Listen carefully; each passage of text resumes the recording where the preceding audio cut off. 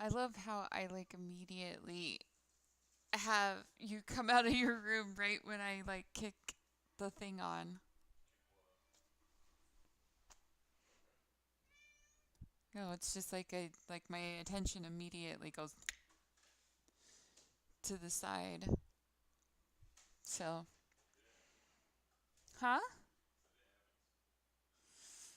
You just have impeccable timing. So,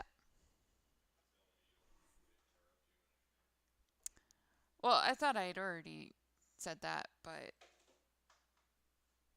it doesn't seem to change anything. So,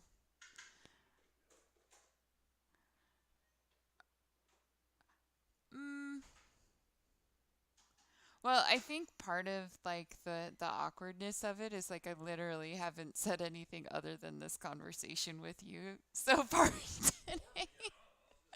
No, I'm saying like that like that's how my brain works is that like it breaks my concentration or whatever. So I'm kind of like it's just exceptionally awkward. You just torture the cat.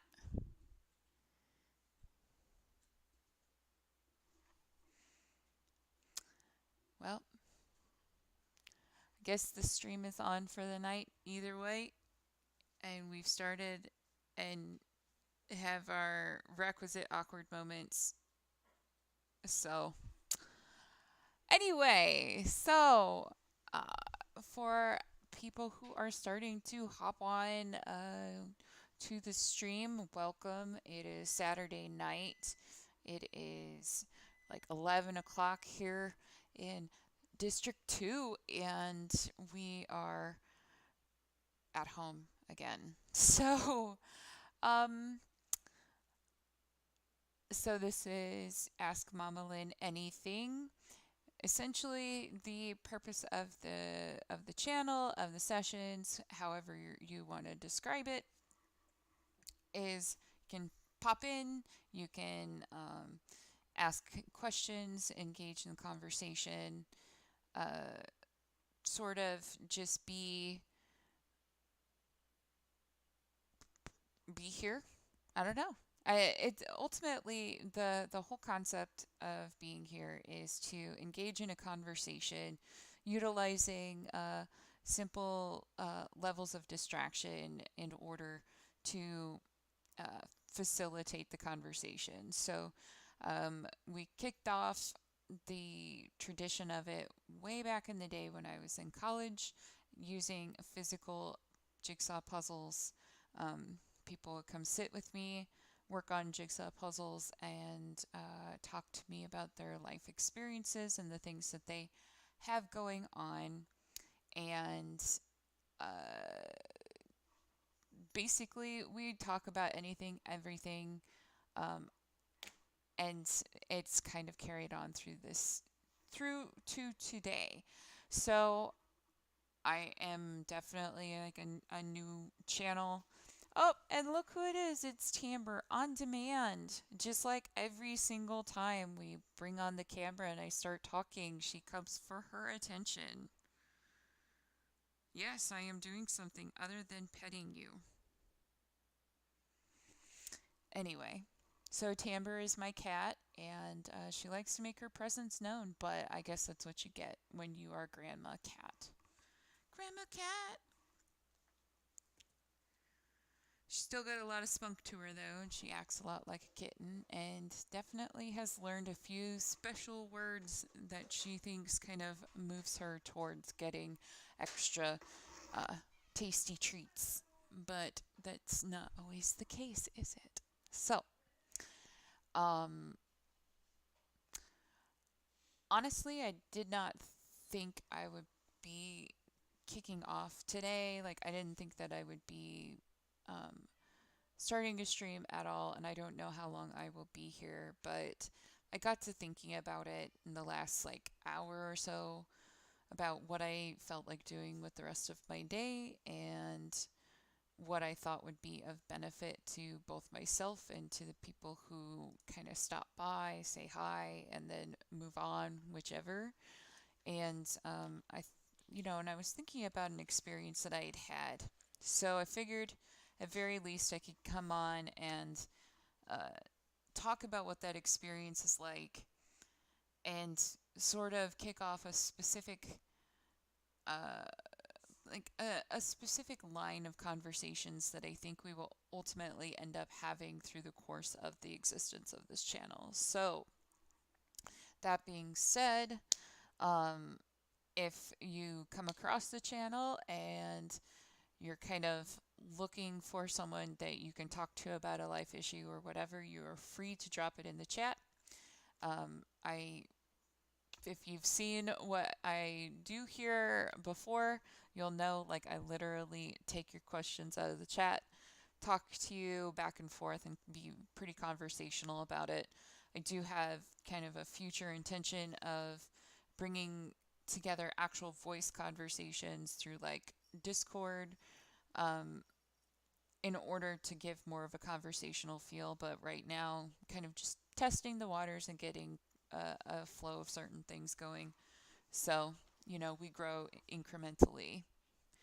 Just like we do as human beings, we have to figure out what's going to be the successful route.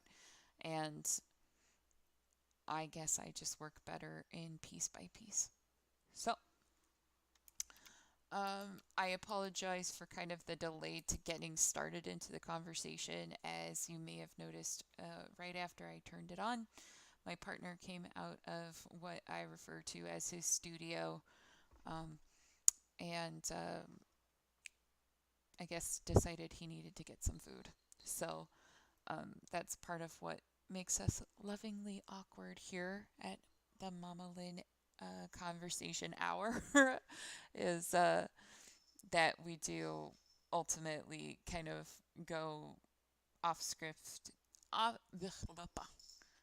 off, off script, and like I'm not putting on any kind of show.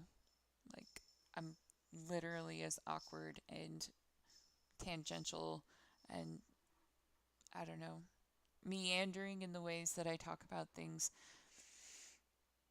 in real life as I am right here. So I guess, let's talk about it. Let's talk about something. So I named today's stream uh, after the experience that I had today. It's very generic. I said, it's the anxiety edition.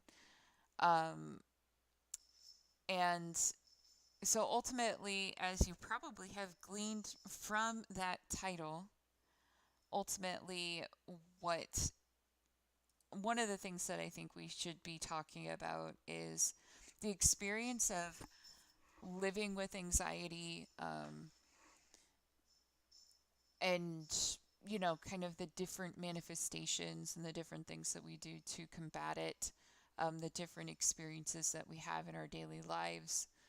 Um, and, hopefully, if as a community we're talking about it and we're trying to grow as human beings, the end result will bring us to a better understanding of, how to see it coming and then what to do when it arrives. So, um, let's, I guess, like give a little bit of context. So I've got some history and I've got some, um, personal life experiences and some events to kind of discuss. So I probably, when I think when we start talking about stuff like this, we start to become very aware of experiences that we had throughout our whole life. So the reality of it is that I did not receive a diagnosis of anxiety of any type until probably 2010 or so. But when I look at my life retrospectively and I look at the way that, I like the kinds of experiences that I had and the way that I managed my life, um, even as a child I would say that I probably have had anxiety since I left the womb. Now, on a certain level, I think there's a couple of different components to the development of anxiety, and I do think that the field of psychology would support that. And I guess, from the context of this, um, I do have a minor degree in abnormal psychology. um, I'm not going to sit here and say that I'm any kind of expert on the topic, but I will say that I'd like to keep myself educated. And um, you know, on a certain level, through the course of like therapy and stuff, I've expressed some of like my personal theories or opinions about what, uh, like where psychology issues really come from and how we can combat them, and have kind of received a fairly respectful response. So, um, I'm certainly open to new sources and new conversations. So if you hear me say something that doesn't seem right, or you know of a modern resource or research study that would further my education, um, bring it on. Email it to me at mamalintq@gmail.com, or you can drop it in the chat and I'll try to catch it. Or you can share it on the Facebook page, whichever thing is most comfortable for you. So, anyway, getting back. Um, so, in 2010, anxiety entered the conversation for me after the death of my partner in 2009. So, I was with somebody that I was extremely emotionally attached to, and it was probably the biggest emotional uh, tragedy that I had experienced, at least at that point, if not for my entire life so far. Um, he died in a pretty tragic way. I found out because it was reported in the news, and I will tell you that there is no way, if I could ever avoid it, that I would want anybody that loved me to find out about my death for the first time by watching the evening news, because it's kind of like when you survive somebody, like if when you know somebody who commits suicide, um, it educates you on a certain level about the impact of that and what you want to ultimately do with your life in response to that. So anyway, at the time that he died, I was initially diagnosed with grief induced depression. Um, I had a very, very hard time sleeping. I had just, over the course of like the month before that, I had quit smoking. I had quit drinking most, if not all, caffeine. Um, I had felt like I was moving in a really positive trajectory. But upon that event happening, a lot of things just kind of fell apart. Um, and I was both afraid to sleep and struggled to sleep. So even when I got to the point where I was extremely exhausted, I was still unable to shut down. I was unable to go to sleep. So I finally, as they always say it. If you need help, ask. If you need, like, if you're experiencing certain things, talk to your doctor. Um, and having been a student of psychology not too long prior to this event, I could not, uh, you know, responsibly say, well, I'm just not going to do that. So I asked my doctor for help. So at that point, that was the first time in my whole life that I was medicated for anything, and I was medicated for depression. Now, my opinion on medication is, I would like to say it's not controversial, but I do think that some people would find it controversial. I think that medication is very liberally used and incorrectly used. I think uh, that people these days are encouraged to see things like sadness and anxiety and uh, just lack of attention. Just a variety of different things that we experience as a natural part of the human condition are being labeled in this negative way.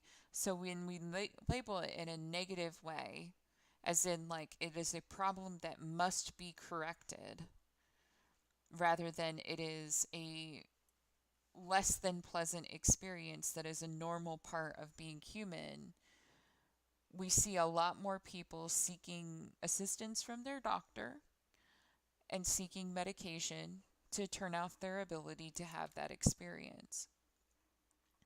Now, I don't think that's what I was doing at the time that I had requested medication help.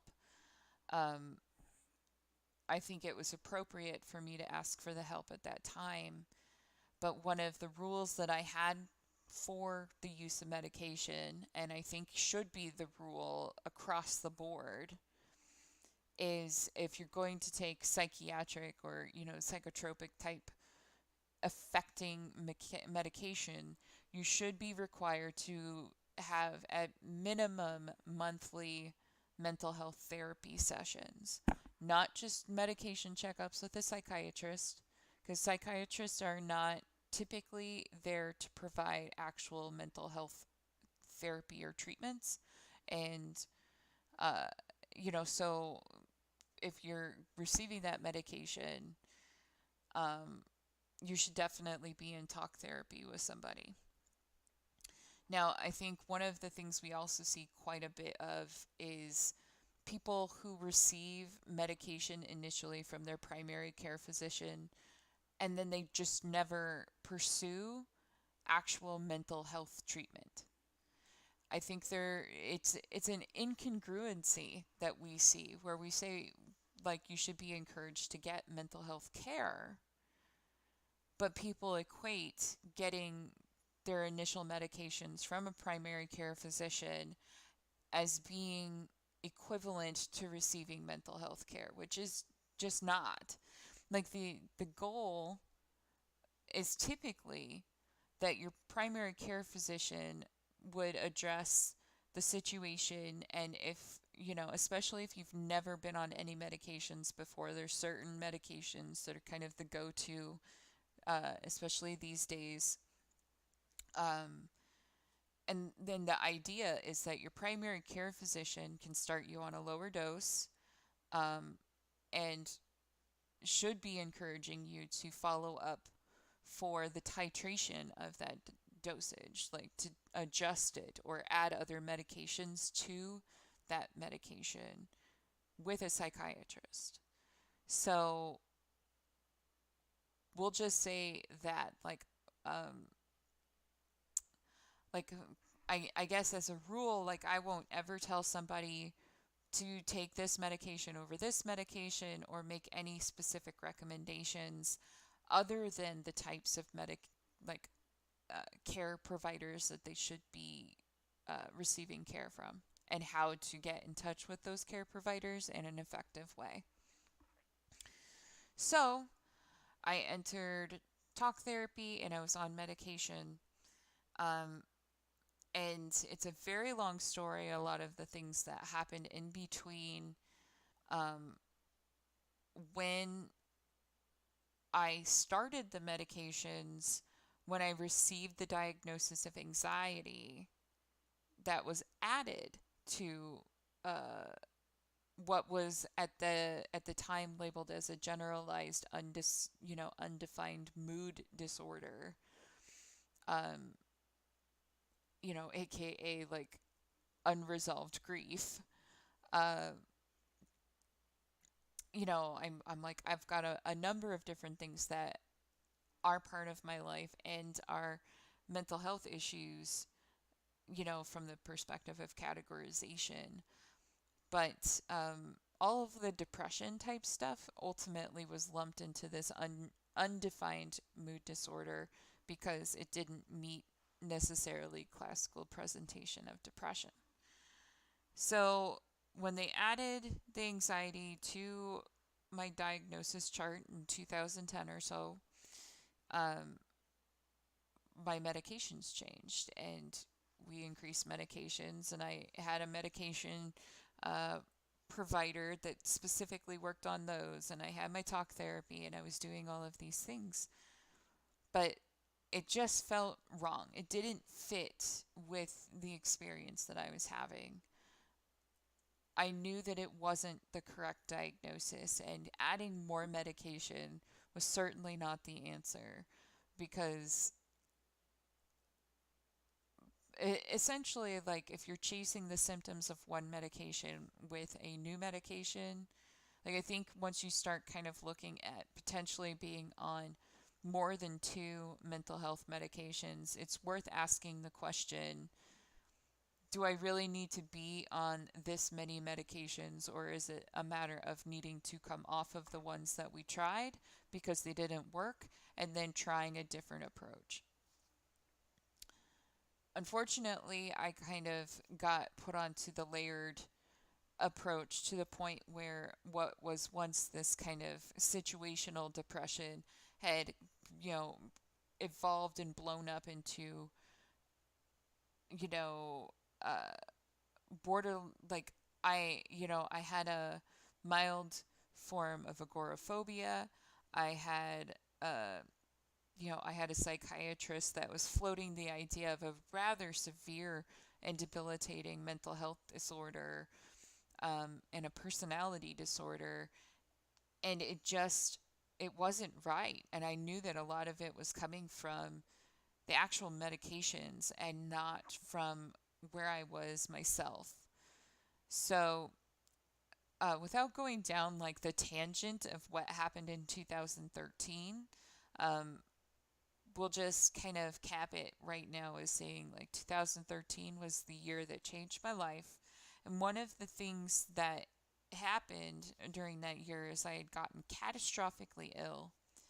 During the course of taking care of that, um, I had I had it evolve essentially where I had a couple of different major procedures, including organ removal in November of 2013. And when I came out of that surgery, like, my life was significantly different in the sense of mental health. Like, I went from being on 6 or 7 different medications a day, with some of them having more than one dose a day, to none. Waking up from that surgery, it was like,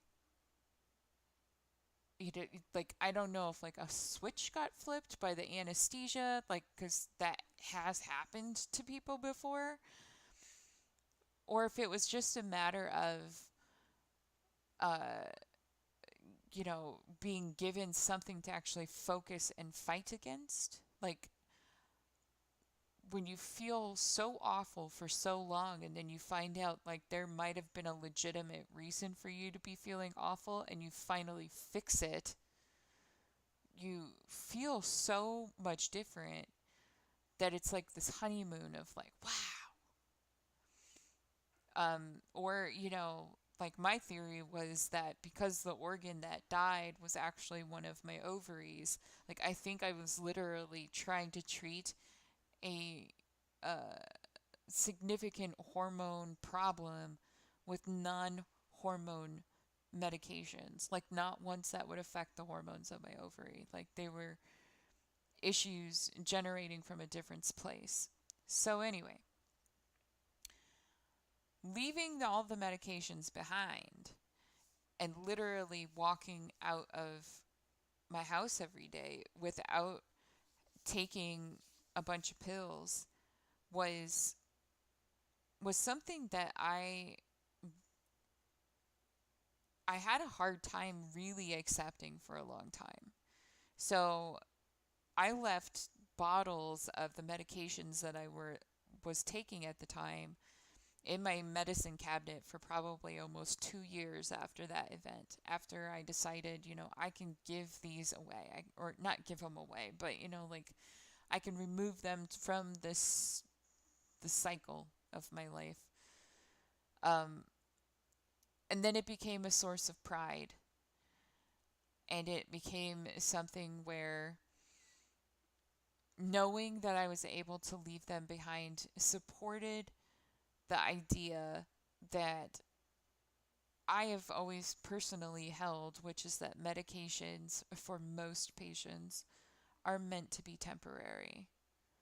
They're essentially meant to enable you to get enough control of the situation in order for you to instill better ways of handling things on your own.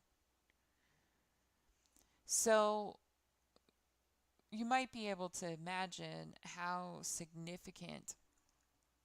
um, how significant it was to realize that the anxiety issue was far more profound than I realized. Um, but without all the clouds, it became more and more more and more obvious that I didn't have depression at all, but I had severe anxiety.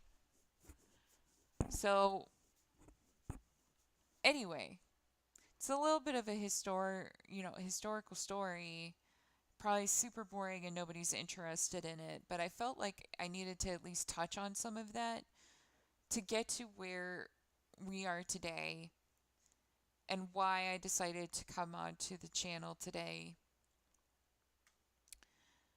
um, even though I was thinking about just not doing it.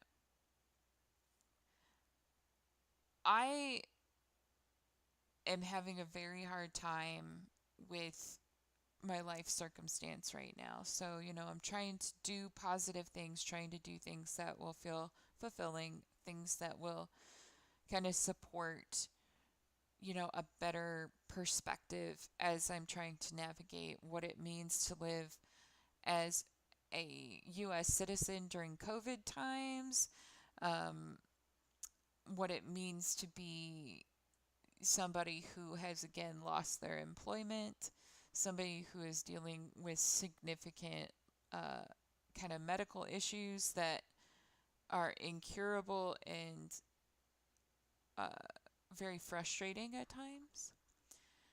Um, but like this has been hitting me pretty hard, and I've had the realization like things are getting kind of iffy for me because um I you know I've noticed I've had a lot more uncontrollable like anxiety events recently. So I should say that after the history that I've had with all of it. Hey, hey, babe, I'm hot. I know you like sitting in my lap, but you're so toasty. You're so toasty.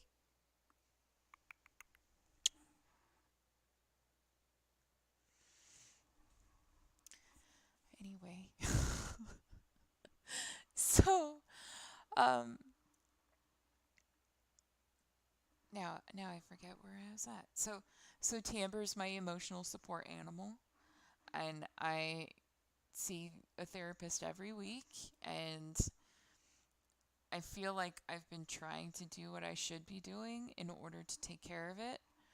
Um, when I realize, like, I've had a hysterectomy as well, I have no ovaries left, and so one of the things that has occurred since then is an increase to certain things, and the control of my anxiety got worse after that surgery. So I asked for help, but because of my history, they uh, they wouldn't they basically wouldn't help me until I signed on with like a specialist. Like I had to ask multiple, like I went through three different primary care physicians trying to find one that would like hear what I was trying to tell them, work with me on treatment. And the one that I now have, I still feel like she's fairly detached from it, but she at least knew of a provider in the health in the hospital system that I use that had a different approach to things. So I actually take a medication now that is solely chosen based on a genetic analysis. Um, I had genetic testing done in order to determine the compatibility of mental health medications and how I metabolize them and what happens within the context of my body, like at the deep wired level. And when the testing came back, it showed a number of different kind of significant findings that explained several things that have not gone right when it came to treating anxiety. So the medication that I'm on is based on those results.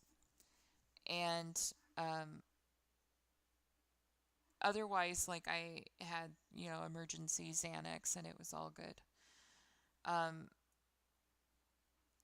and things are going pretty good for a while there, but um, certainly since I lost my job in October, it's been pretty bad. And I think that part of that is simply because um,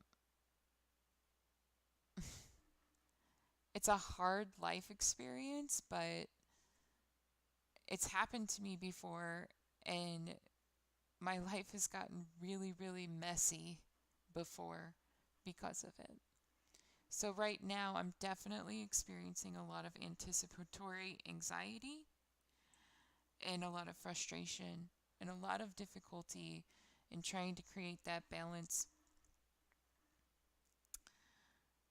So, I keep falling into like that trap, the trap of like trying to make plans for your time and to say, this is what I want to do and these are my goals. But then also having a brain that tells you that, you know, the purpose behind that is just off or whatever. And so, I don't know. I don't even know why I'm streaming this, to be honest. But I guess it's like a personal accountability thing. But I want people to understand that, like, there are other people who are going through shit that might be at least relatable and we can learn from each other. Like what I've done to try and help manage it maybe will help somebody else. But the reason why it's on my mind today, the reason why I'm just talking about it today, is because when I was getting ready to go out and do the grocery delivery stuff, I was having to, like before I left, I needed to touch base with my partner and um, try to address some concerns. And that's one of the things that kind of generates a great deal of anxiety for me now is like having to essentially be confrontational with someone that I want the approval of and say, I need your help or I'm failing. And I'm standing here, on a routine basis saying, I don't know what I'm doing wrong. I'm certainly failing at doing this life thing. I would like it to be easier and better, and I would like to know what I need to do. And while saying that, being given responses like, you don't have to do anything different. You're doing exactly what you're supposed to be doing. And I'm like, well, why is it that if I'm doing exactly what I'm supposed to be doing and everything's going to be okay, that it absolutely doesn't feel like it's going to be okay? Why does it feel like if other people are going through this experience or having a hard time because of COVID, or, worried about whether or not they're going to pay their rent next month or whatever. I'm like, I hear the statistics on the news, but I don't know anybody else who's having this struggle. At least I don't know anybody who's outward and open about having that struggle. It makes me 100% wonder, like, why is it that I feel so compelled to be open about, like, vulnerability? Like, why did I want to, instead of doing what I really felt like doing, which was I wanted to come home, I wanted to take a shower, I wanted to, uh, chill out, and, I probably, like, I'm feeling a little bit defiant and a little bit Jimmy Snow loyal right now. So, like, I have a feeling that I'll spend a good chunk of tonight watching more Jimmy Snow outdated videos from 2 years ago in order to show, like, solidarity with his own struggles. Um, like, those are all the things that I wanted to do, and I wanted to do those things because confronting my partner was very difficult for me and left me feeling some kind of way. And then when I was out trying to do grocery shopping and trying to do delivery, I kept having these moments where I'm walking down the aisle, and, like, even right now, like, I'm tearing up a little bit just, like, thinking about it. But I'm walking down a grocery aisle, I'm looking for graham crackers or something, and, like, thinking this person is going to pay me like $14 for having done their entire grocery list, driving it to their house and putting it outside their door. They could decide that because a box got dented or whatever, that I don't deserve my tip anymore, and then suddenly I don't get paid more than $7 an hour or $7. And I'm doing this in the midst of being one of the highest, like, we are uh, here in Omaha, like, we have, we're used to having, like, severe weather alerts, but, like, one of my friends showed me the, like, health weather alert system that you can check to see, like, what's going around and, how bad is the spread. And, like, literally, like, wonder if I can show it. Like, let me see if, just for the sake of, speaking of, like, I just went to the post in which she shared it, and she was replying to my comment on it. So in here, we're gonna just go to this website. So it's healthweather.us. It takes you to this particular website, and, obviously shows an example. So the on-screen example is the Contra Costa County, California. Contra Costa, blah blah blah, whatever. So right now, what they what this gauge is evaluating is COVID-19 and the flu. Their example, as you see on the screen, well, it would probably help if I actually showed the entirety of the screen, huh? So there's their example, where you can see that according to the current statistics, this example is experiencing a moderate risk when it comes to COVID-19 and a very low risk when it comes to influenza. So I can put in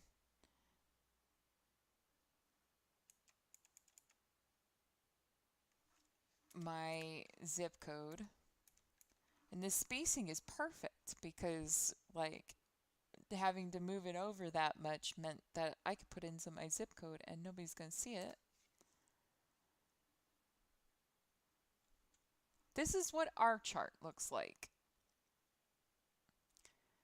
So I'm out trying to do delivery, trying to wear, you know, where I'm wearing my mask, I'm trying to keep my hands clean, I'm trying to avoid other people, I'm trying to avoid contact with other people that I don't know. But if it was up to me right now, I wouldn't be. So I've got kind of a double whammy going on.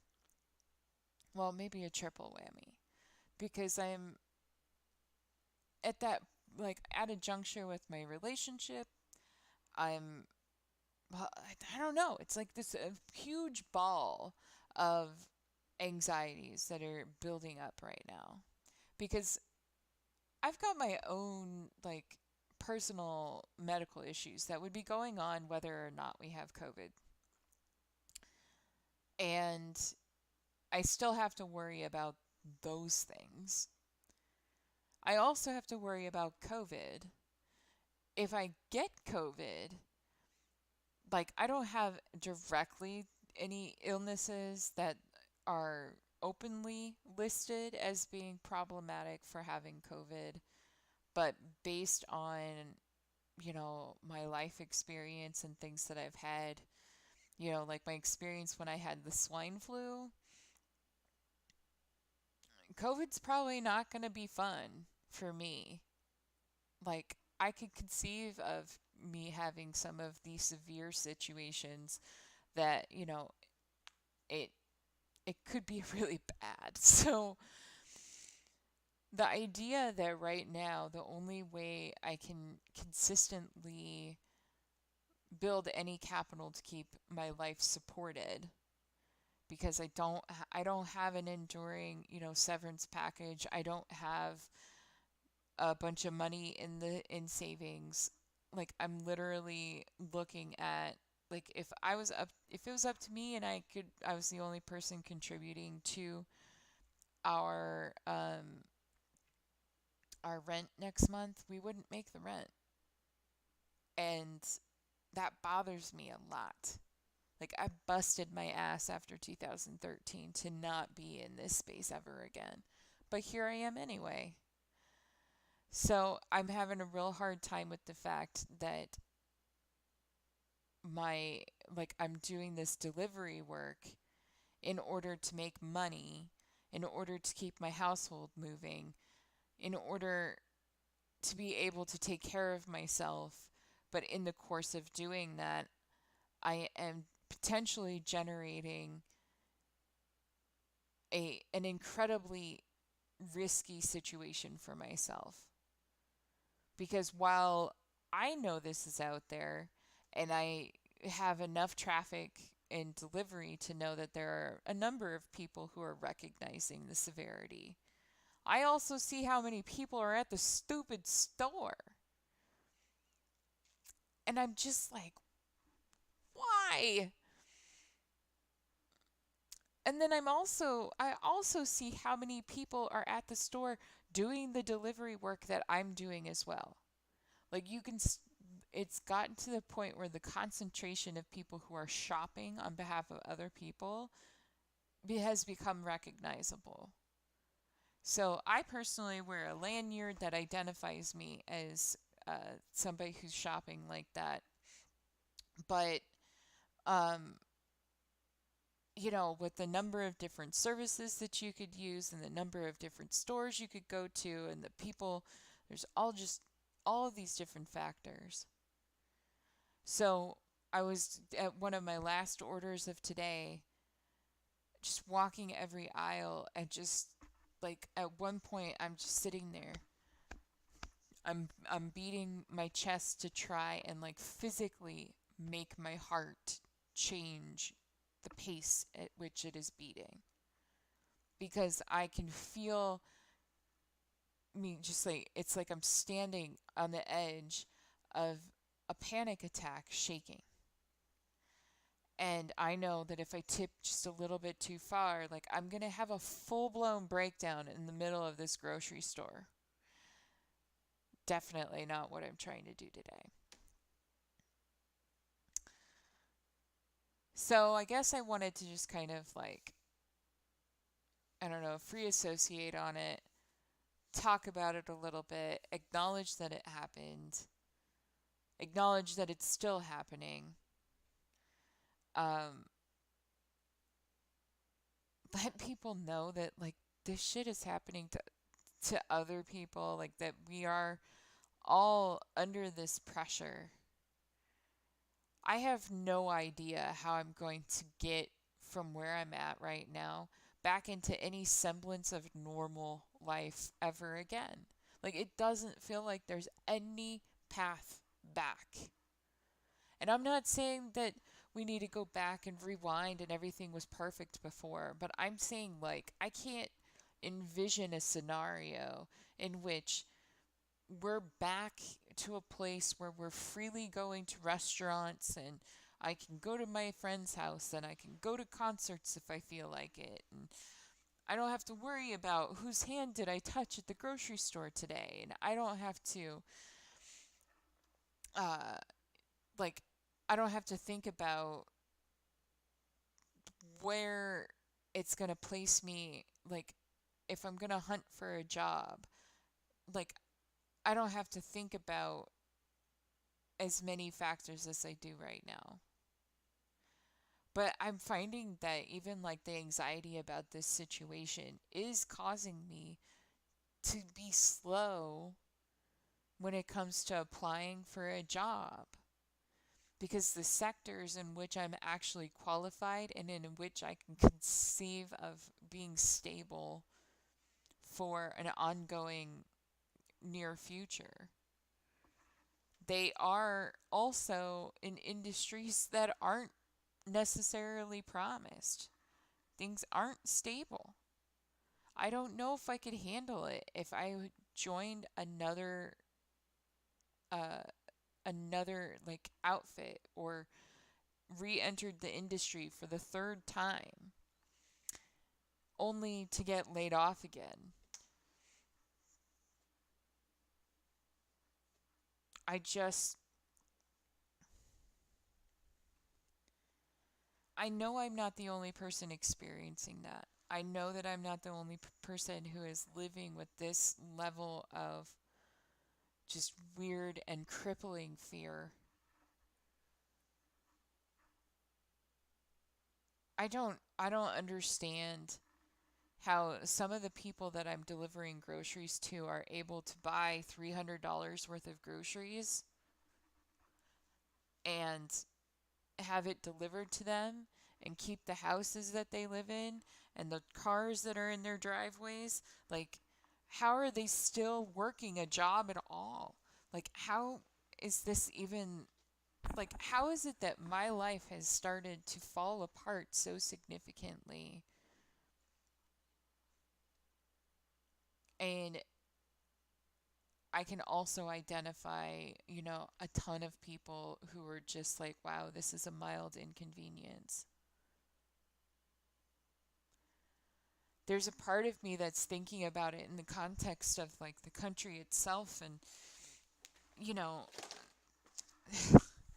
there was as I'm watching the news and stuff, they had an interview with a nurse out in Iowa, which is our neighbor. And one of the things that she said was that at the beginning of all the COVID things, uh, she felt like, people were really dismissive. And then that was the reason why things were as hard as they were. Because people around here, at least, I mean, it's a heavily Republican chunk of the country. Like, our governor was just featured on CNN about how he won't issue a statewide mask mandate, even though, like, literally, the most populated parts of our state have requested official mask mandates, where like he's threatening to take mayors to court over it, to say you can't do that, even though your constituents stated they want it. You do not have the ability to do that. It's mind boggling to me. But she was equating the fact that those circumstances existed back in like March. That was why it was so bad. Like, I don't think even our medical care here in this area had a good concept of why things were the way that they were. Like, I think they thought that ignorance was the sole purpose and reason for why things were like why things were difficult here. Certainly not as difficult as they got in like New York and stuff, but we've always had, community spread here. It's just not been significant enough to mention it.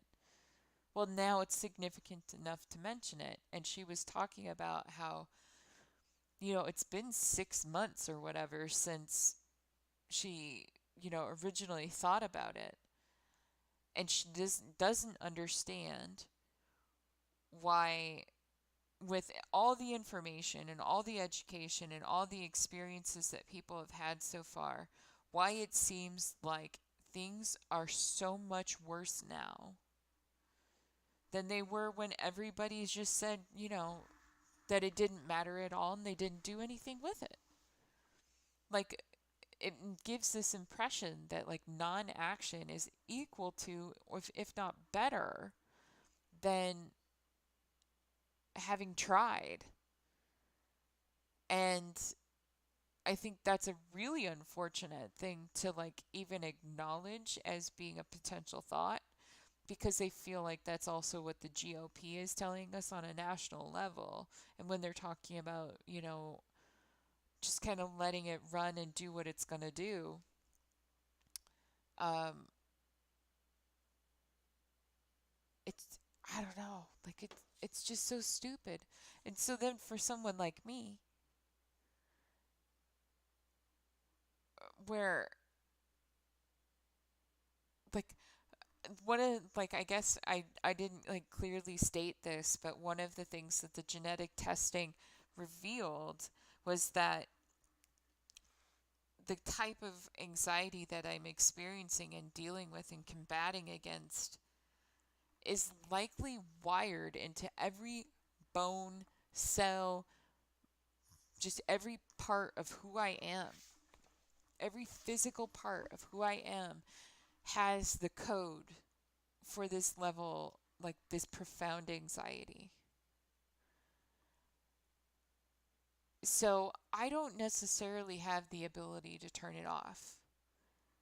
There's not a lot of good research out there to say this is how you can turn it off, or this is how you can treat it, or fill in the gaps, or whatever. There's not very much research at all about, what these particular gene mutations ultimately mean. Like, are they an indication of disorder or are they indication of evolution? Like, I tend to think that a lot of these identified mutations that we initially look at as being part of disorder is part of like what it means to evolve. So I don't know, it's just everything just seems broken and unfortunate, and I want to seem positive, and I want to be here all the time. I want people to feel like they could come talk to me all the time.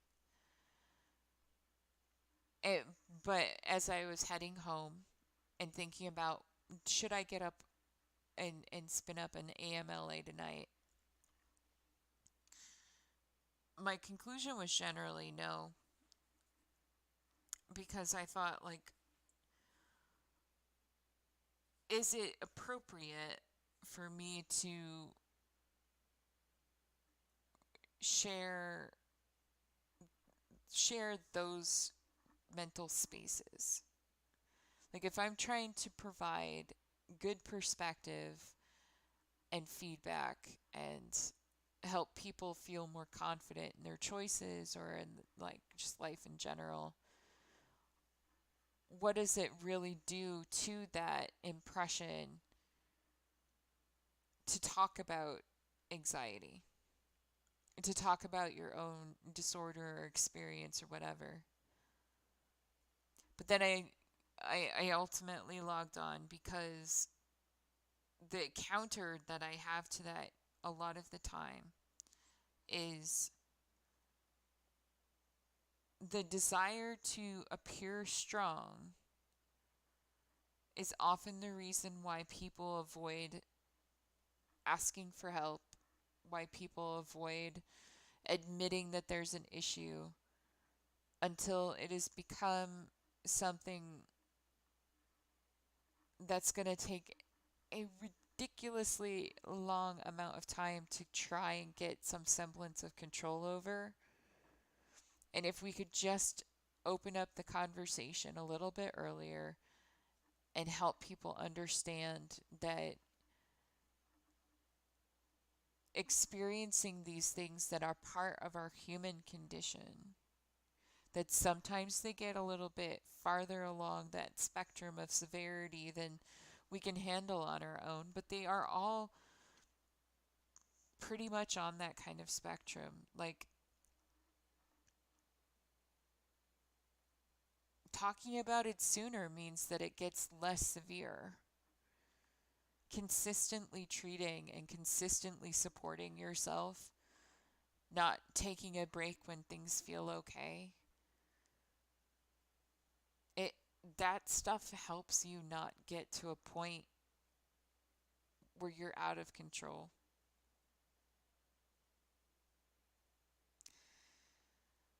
I don't know.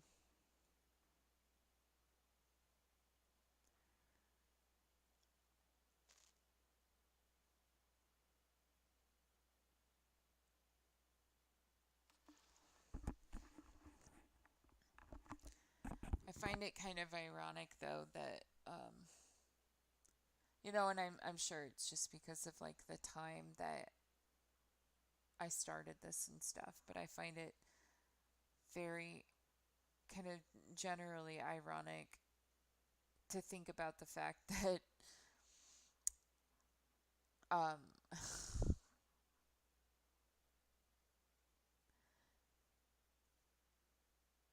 I'm walking around in public actively fighting panic attacks, like actively feeling it starting to shake, feeling the breath going out of my chest, feeling my heart starting to skip beats, knowing how beneficial it would be to have a conversation and to have some reflection and to have some general acknowledgement that the vulnerability is worth it, and to ultimately have been here talking to myself the entire time.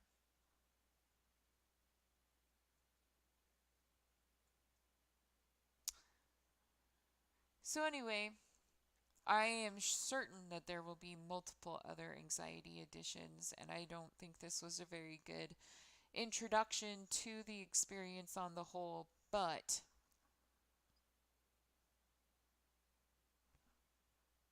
one of the things I decided to do with this whole situation was, if I'm going to put myself out there and say this is about the conversation and this is about opening up understanding, then that includes being here and being vulnerable and being open to the conversation, even if that means I'm on my own for tonight.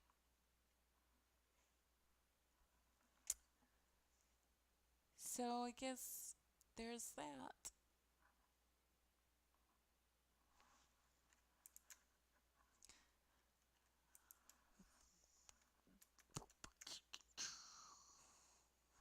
Anyway, so I guess you could say today was a pretty bad anxiety day, and I'm glad that the day is over. I wanted to check in just in case anybody um, needed to have a talk, like if maybe it was part of the cosmos today that there was this anxiety static out there. Um, but at least for now, it seems like maybe other people had an easier day today than I did. That where they just don't know that they could come and talk to me about anything. So I think on that note, I will check out for the evening. I guess I just wanted to talk about it, acknowledge and let it go, and then move on. I'm going to go have a nice shower and hopefully not fade my hair out too badly while doing so. Um,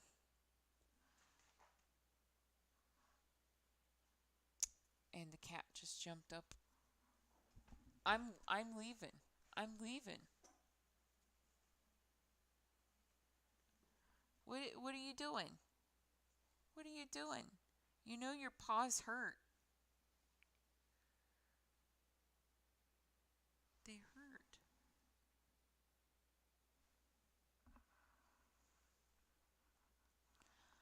I'm gonna get you. I'm gonna get you. Well, don't go start making biscuits. Don't go making biscuits.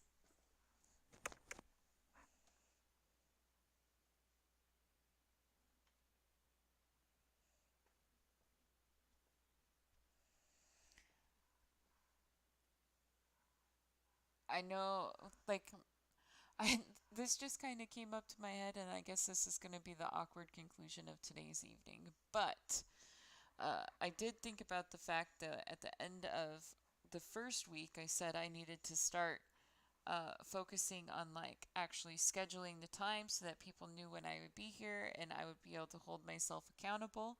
I know that I said that I was going to do that this past week, but one of the things that happens with the type of anxiety that I struggle with is this idea that buttoning myself down into those times is the easiest way of getting failure to happen. So I'm trying to acknowledge and move forward and continue pushing. And part of continuing to push myself in the endeavor to open up the conversation is to be here, whether it feels right or not, and whether anybody else is here or not. And I'm sure, it'll be interesting to look back on days like this, like 6 months from now, to see where I got to. If I get to anything other than just kind of sitting here with a spoiled brat of a cat. But I do intend to be here tomorrow, and I'm going to try and be here the majority of the week on a nightly basis. Um, if you happen to watch this meandering stream talking about my experience of anxiety through life and through today, thank you very much. At most it just kind of gives you an idea as to who I am and a few of my general stances of the topic.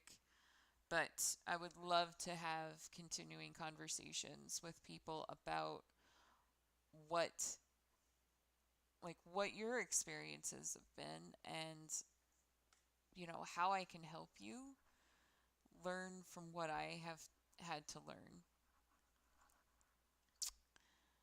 Because it would be really good, wouldn't it? It'd be so good to be able to like kind of share these things with each other. I want to be better. I want us all to be better. Or at least feel like we have better control over the experiences that we're having in our lives.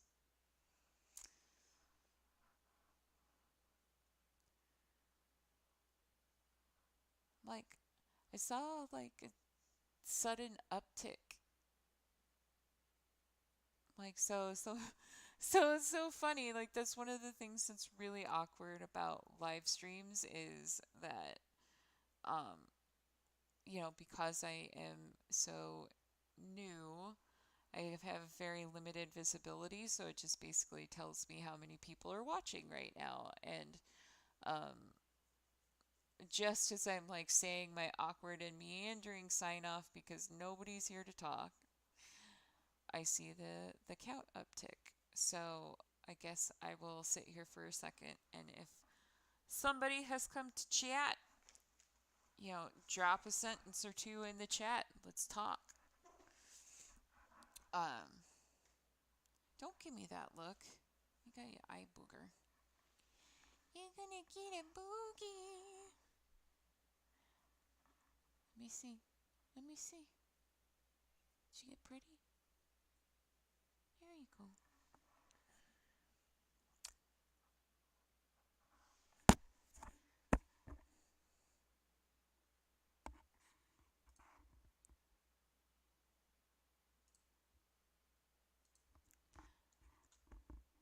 I kind of out myself though, because you can see the way that I do the view. Um, you can certainly see when I'm checking um, if there's any like I don't know why I look at active participants because I've definitely learned that it only shows people if people are talking in the chat. And if you're not talking in the chat, I can't see you.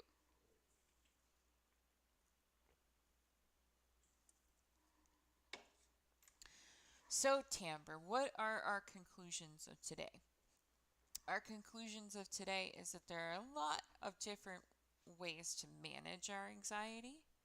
There's a lot of different reasons that we have anxiety. We've learned that our diagnoses can change over time. And we also have learned that right now, anxiety is such a bitch. So many people are experiencing problems, and I feel like that's probably one of the reasons why I've had a little bit of difficulty even, excuse me, why I've been having difficulty even like talking about it and reaching out, because like people in my personal life, it's like there's just like that oversaturation happening. So why would my situation be any more significant or noteworthy? And, so I feel convicted in that way. But I do think that there's just so much value in us actually opening up the conversation and saying, like, the situation that we're all looking at right now and trying to manage is it's normal for us to be experiencing anxiety. I do think it's important for us to evaluate whether or not we're having a normal, natural reaction to a life threatening event, which, like the spread of COVID definitely is, or if we're having an actual, like, disordered issue going on. Like, if you're having a more catastrophic type event happening with your mental health. Because I think if what we're really experiencing is, like the existential dread of an immediate threat, acknowledging the anxiety of that is important because it's not necessarily something you need to treat with medication. It's an anxiety that you should be feeling. I think that medication is applied specifically in scenarios where you are experiencing inappropriate levels of anxiety, whether it be an inappropriate response that is anxiety, or if you're having, like with COVID, for example, if you're having a normal reaction of anxiety, but it's like 3 times as severe as what would be considered a normal feeling of anxiety for your situation, then it's different. But if you're just feeling a heightened sense of malaise or confusion, or being, difficulty sleeping, or having weird dreams, or having a higher rate of headache, your body hurts more, whatever. When you start feeling a little tickle in your throat, you start, having like pretty serious thoughts happening. Like, I think all of those things are fairly normal right now. And we really shouldn't be identifying ourselves as disordered when we're having that experience. But at the same time, like for somebody like myself, where it's been identified on a genetic level, understanding that helps to like mitigate the severity. Like when I am walking through the grocery store doing the job that I'm electing to do right now, and I'm experiencing the onset or the borderline onset of a panic attack, like I have to be able to say, like, I'm acknowledging this so that I can say, I need to change what I'm thinking about. And, of all things that I did in order to make it better, I actually opted, like, I did what I typically do, which is like I get into music, and um, there's a specific song that was released real recently that just seemed to fit the mood of the day. So that's what I ended up rolling with today. It was on repeat. It made me decide to start like a mental health um, recovery playlist on my Spotify, just so that like I could return to it, or eventually like share, a collection of songs that I've used to kind of mitigate my anxiety reaction.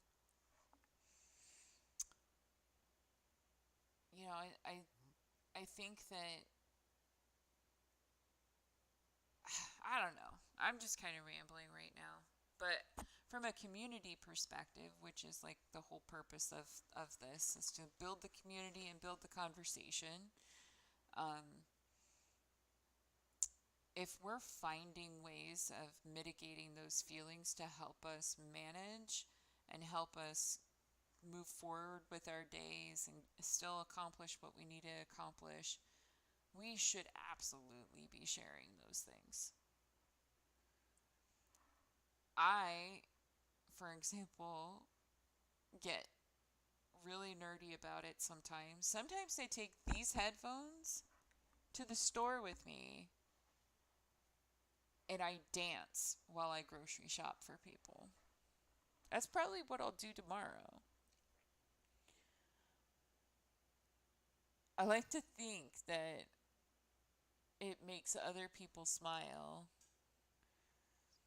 And, even if, like, inside, like, the feeling that I have is just this dread and this anxiety and this utter feeling of failure. Just utter feeling of failure. I am pretty certain that if I'm dancing in the middle of a grocery store, just based on the looks that I get and the comments that I get about like my hair and stuff, like I know that the perception of who I am is very, very different than the person that I feel like I am. I don't know if that should be comforting to me. I know that it can get very frustrating because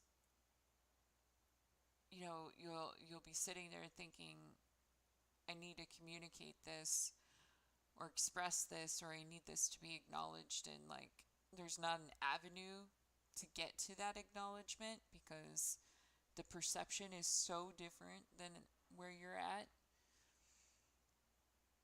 And sometimes I struggle with this feeling of like maybe maybe I put together too good of a mask. I don't know. But I'm like, an email just came through. Let's see here.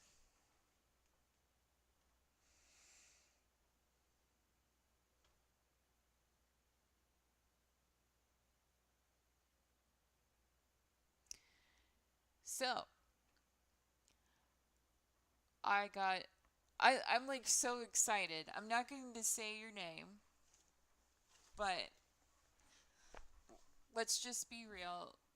Because of the uh, infancy of the channel, I haven't had anybody email any questions. So, assuming that you're still listening, thank you for being my first email.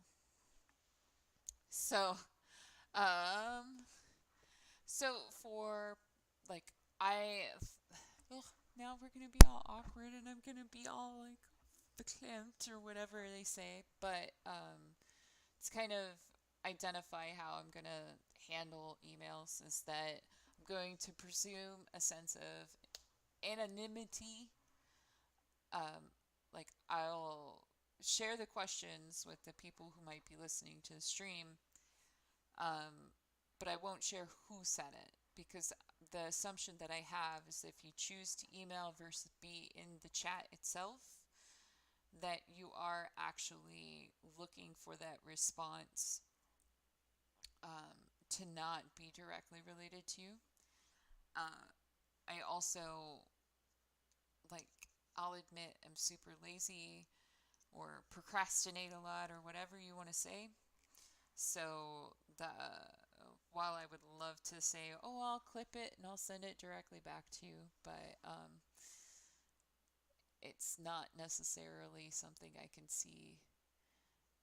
Uh, I just don't see myself like being in this space at least right now to say, okay, I'm replying with your email to like this is your clip.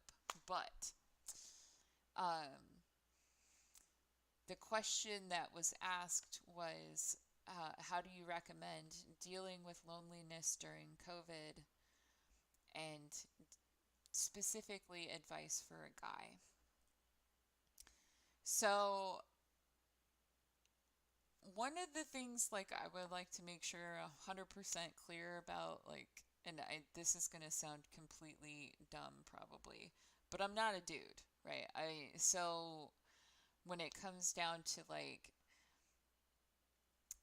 I don't have firsthand experience being a, a man, so I can only give advice from like the perspective that I perceive would be good. Um, Especially within the context of like the other things that you've shared, uh, I think that that's a very difficult question to answer because one of the natures of like social anxiety is a bitch. It's like it's literally one of the most frustrating things to deal with, and I'll say like that is definitely where as funny as this is, like this is easier for me to do than for me to go to a concert by myself. Like I can't do certain things because of a profound level of social anxiety, but at the same time, over the course of my life, like I've figured out ways of breaking down the walls that I can break down in order to give myself what I need. And one of the things that like I don't know if this will answer your question really, but I do kind of meander. So what I kind of like want to acknowledge is there's a meme out there that I hate. The meme that I hate is that people say people with social anxiety have been pro training for COVID since the day that they were born. Like giving this impression that because you have social anxiety, or you might be an introvert, or a homebody or whatever, that we're in heaven because we don't have any social obligations to go outside the house. And anytime somebody brings that to me, I say, just because I experience anxiety when I try to obtain social interactions with other people, it doesn't mean I don't need them, and it doesn't mean that I don't want them. It just means that I have an experience when trying to achieve those needs that is overwhelming the need. Or it is so painful to experience that from a logic perspective, we say, if I continue to go down the road towards friendship or towards going out into public to do certain things, or making the phone calls that I can't make or whatever, if I keep doing that, all it does is hurt me. So the easy thing to do is to say, I'm just not going to hurt me anymore. But then that feeds back and makes the situation worse. So pre-COVID, people like myself and perhaps you, we could identify, like, we are humans, we have social needs. We may not have as high of social needs as other people, or we've come to terms with the fact that we can only get to a certain level of fulfillment most of the time. And a lot of us get those types of fulfillments and needs taken care of through basic interactions, like going to work and going to the grocery store, or going to the movies and just talking to the person at the movie theater. People underestimate the value of those experiences because, like, what those experiences kind of force to happen is breaking down the wall that you can get during isolation, which is when you're isolated, it becomes easier and easier to believe that no one else exists, and that maybe you don't have an intrinsic value to you, that you won't be recognized. So by just having these basic interactions, we get that acknowledgement, we get the interaction, we get the dumbass jokes that our coworkers might tell us, and then we're able to say, okay, I'm done, I'm ready to go home and recharge. But what happens now is we don't have that even minimum amount of social interaction. So it becomes a bigger and bigger challenge to try and identify how can you fulfill these minor needs. Now, right now, like, the way I did it is, even when I had my day job, which I don't have anymore, like, I was working a Monday through Friday, 9 to 5, but we all went remote. And even when we were in the office, we didn't have a ton of interaction, but we had some. When we went remote, we had some because we're in Zoom meetings and stuff, but it changes, right? And as time goes by and you become more of an independent worker or whatever, you find yourself going days without talking to anybody else. So I actually started doing the delivery work that I'm currently doing. Like, I started picking it up again on the weekends just to give myself a reasonable and respectable excuse to go outside the house and have basic interactions with other people. It sounds simplistic. It sounds so minimal that I think that a lot of people would dismiss it. But even having, like, it gives you a kind of a sense of purpose. I'm not saying you have to, like, go out and do exactly what I did, but I guess, like, that would be what I would recommend, is to say, think about what avenues you could potentially explore that would still provide kind of that independent feel, but then also give you those interactions that maybe you're not having now, that had previously fulfilled the minimal needs of your social needs? And the answer to that question is kind of, you have to really identify within yourself as to what works for you. So some people, that can easily work by, going on a website like Reddit and finding people who are doing virtual, RPG games, and like maybe that works for you. It doesn't really work for me because I get really frustrated and annoyed with other people sometimes. So like the idea of having a regular story session with people that, may not have the same level of creativity as me or whatever, is, it's more annoying to me to think about that than otherwise.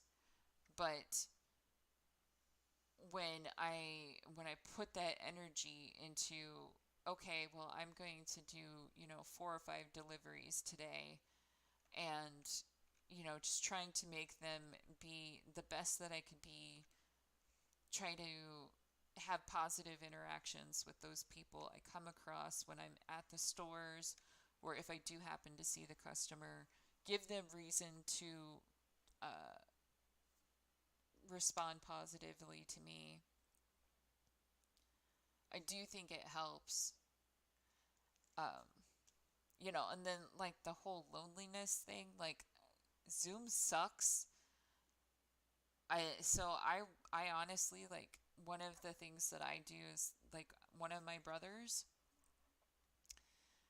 he and I were really good friends before. We don't see each other as much as we did before COVID.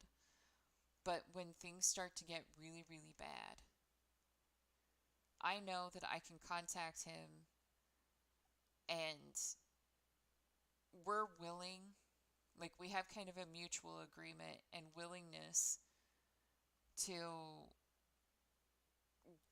come into a nearby vicinity of each other. Like, one time he rode his bike all the way out to where my apartment is, and we hung out in a parking lot and just talked for an hour. The other day I went over to his house, we sat on the stoop and chat, and just kind of talk about the world. um my birthday was last month, and my dad and I got together for dinner, and the decision was, even though we typically at this point would not be getting together and having dinner with a bunch of people, and we're going to try and be careful, there's, you know, there is a benefit that outweighs a certain amount of risk to doing things like that. Saying, I'm not going to just go out and pepper myself everywhere, but I am going to try and connect with people for which I will identify that the potential of getting sick is 100% worth it. And as long as both people agree that it's 100% worth it, and you both also have kind of that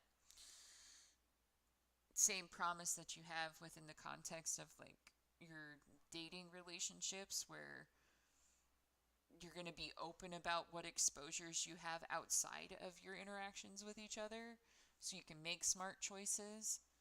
Um, I think that's probably one of the best ways to alleviate feelings of loneliness right now.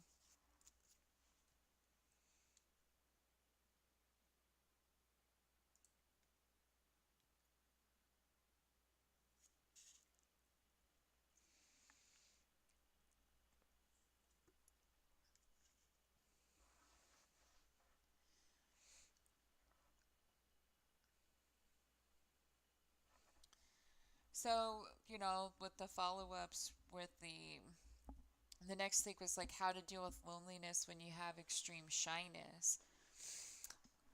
Uh, well, like, let's be real.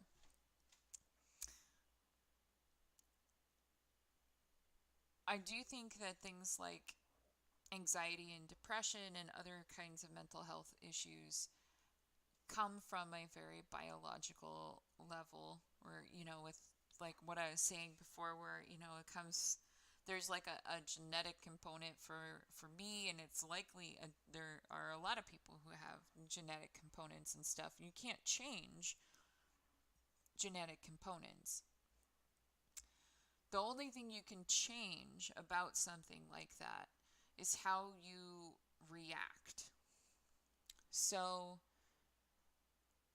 when it comes to something like extreme shyness,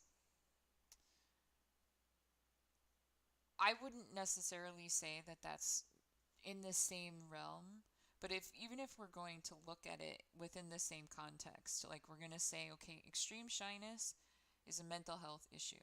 Maybe at the end of it, like you actually have like a diagnosis that you actually need to work out, because some people, when you really break down what extreme shyness means to them, it's not even social anxiety, but it's more like things like agoraphobia.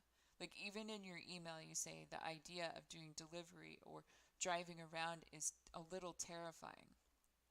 Well, one of the like types of agoraphobia is literally being afraid to go to places that are unfamiliar. And I didn't know that. Like, I honestly thought like agoraphobia meant I can't walk outside my house.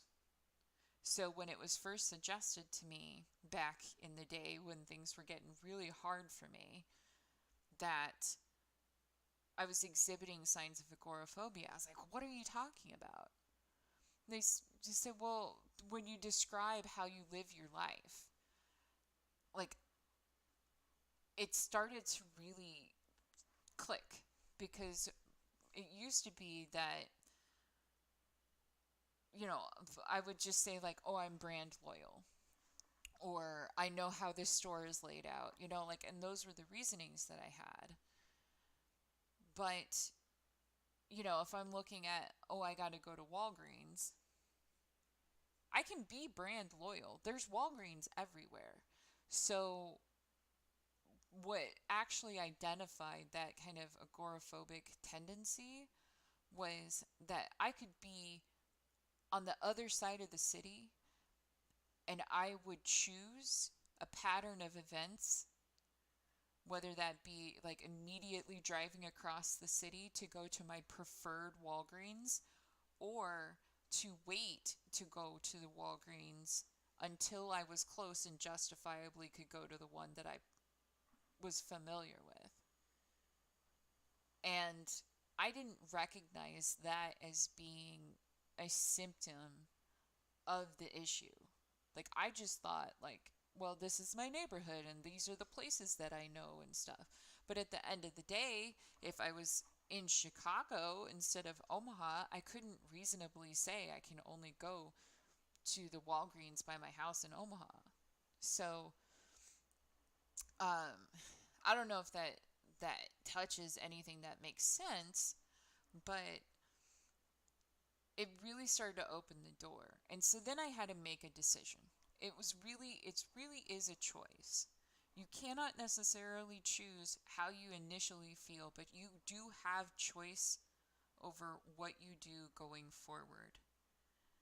And I would say, just like I challenged myself when I realized that that was a problem for me, where I was going to places in this very specific way,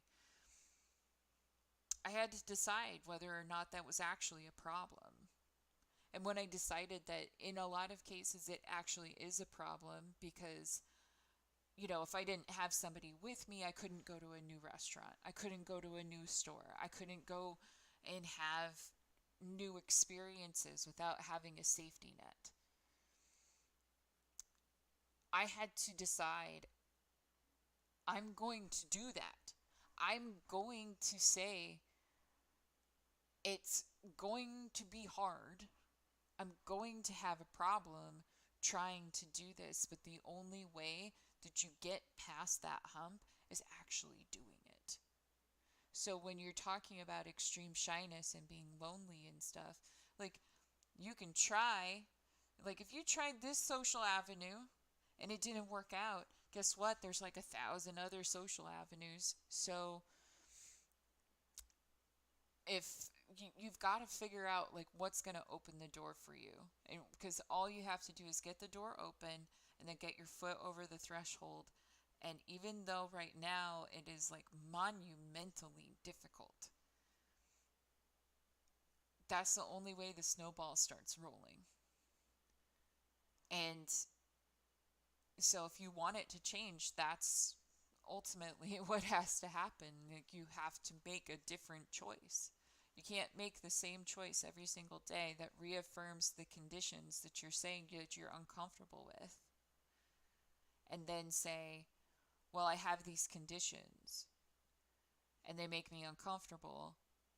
And that's why I choose what I choose. I said, well, no, you choose what you choose because the comfort of staying within what you already know is easier than the anxiety that comes with walking out into something that you're not familiar with.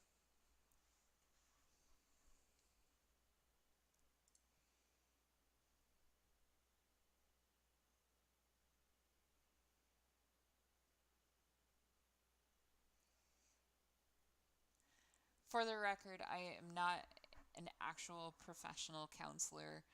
I don't have the credentials to practice any kind of I guess it kind of falls into the category of I have certain level of credentials. That was something that I talked about at the beginning of the stream actually, where I identified the level of degree that I have when it comes to psychology and just like my general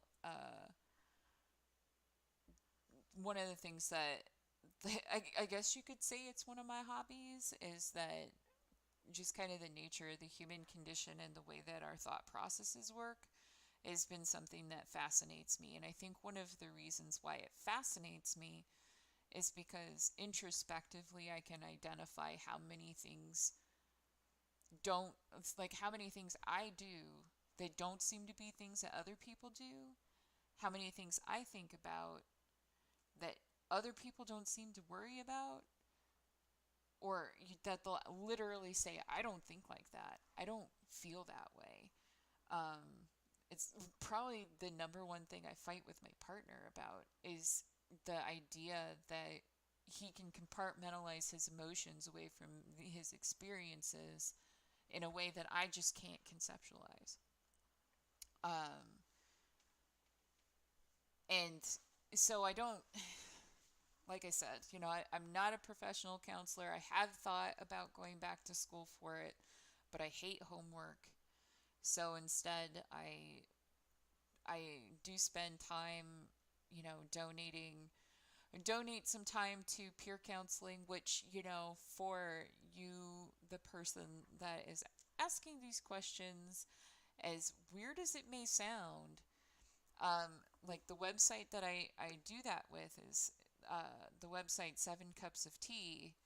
You might be familiar with it from the perspective of trying to find somebody to talk to, but it's one of those cliche things where sometimes flipping it around and becoming the person that people talk to and letting the experiences that you've had with your shyness, that you've had with your social anxieties and those types of issues, like letting those experiences help inform another person can a lot of times provide you some fulfillment that you didn't know you were missing. But I will say, like based on, one of the messages that you've sent in, that if you haven't actually been diagnosed or had an evaluation with somebody, it probably is time. Because if you're asking questions, like not to say that I am unhappy that you're asking questions of me. That's the whole reason I'm here.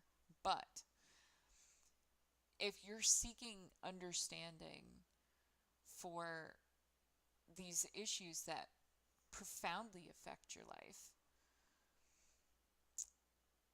from someone like me, like if I'm the first person that you've really asked that about, or one of the first people.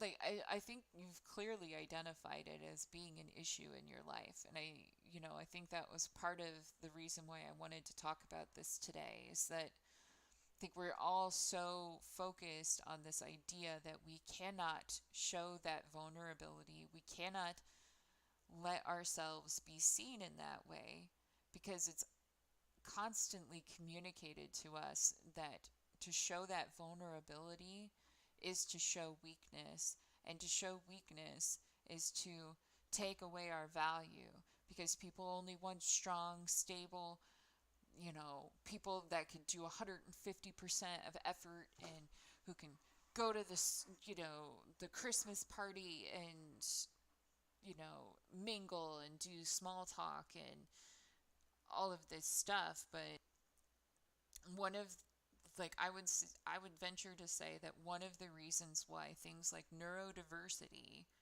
is such a high button or high ticket topic right now, where there's so many people who are trying to figure out, am I on the spectrum?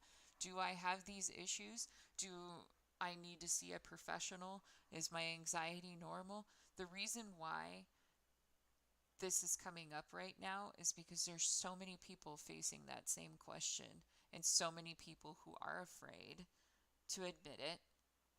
And we're afraid to admit it because we were all raised within the same structure, and like the structure of previous generations had been, you don't express emotions in public, you don't give that to anybody but your family, and if your family sucks, well, sucks for you. like there's not ever really been like a really solid example of how do you fulfill these needs when those needs, like when you haven't been taught the skills to do so, because like the people who came before you didn't have those skills either.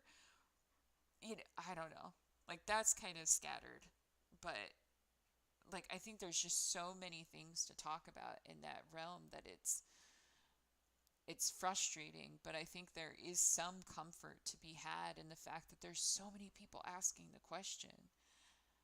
So I just, one of the things I was talking about earlier was figuring out if what you're experiencing seems to be kind of within this normal realm, or if you're really hitting a point where it is literally causing you pain. If you're having things that if you're having experiences that you're calling panic attack, but panic attack to you means like feeling extra nervous. That's not really what we're talking about when we're talking about a panic attack. But if you are having crippling anxiety events, or, at the height of the severity of my social anxiety, like I tested it once, was going to go to a concert. I 4 or 5 hours out from this concert, I started going, why did I buy my tickets? I don't think I can go to do this. I can't do this. 3 hours out, I'm like feeling happy because I picked my outfit out. 2 hours out, I'm trying to do my hair and go, why am I doing this? I look stupid. Like the conversation kept going back and forth. I got to the point where I was supposed to leave the door, and I had to like have a constant conversation with myself of, you just have to walk to the door. You just have to walk down the hallway to the elevator. Go down to, literally narrating to myself.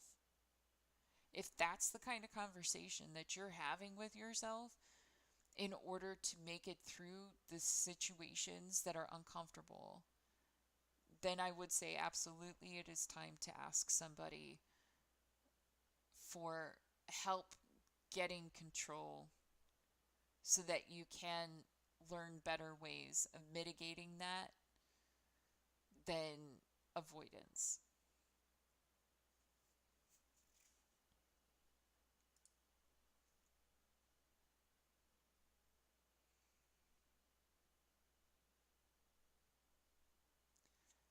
I think what you just said about, medication uh, is pretty typical. And That's one of the reasons why I was talking about this today is because, and one of the reasons why I mentioned the fact that I had like an actual genetic analysis, because when I started trying to get help when it came from the perspective of medication,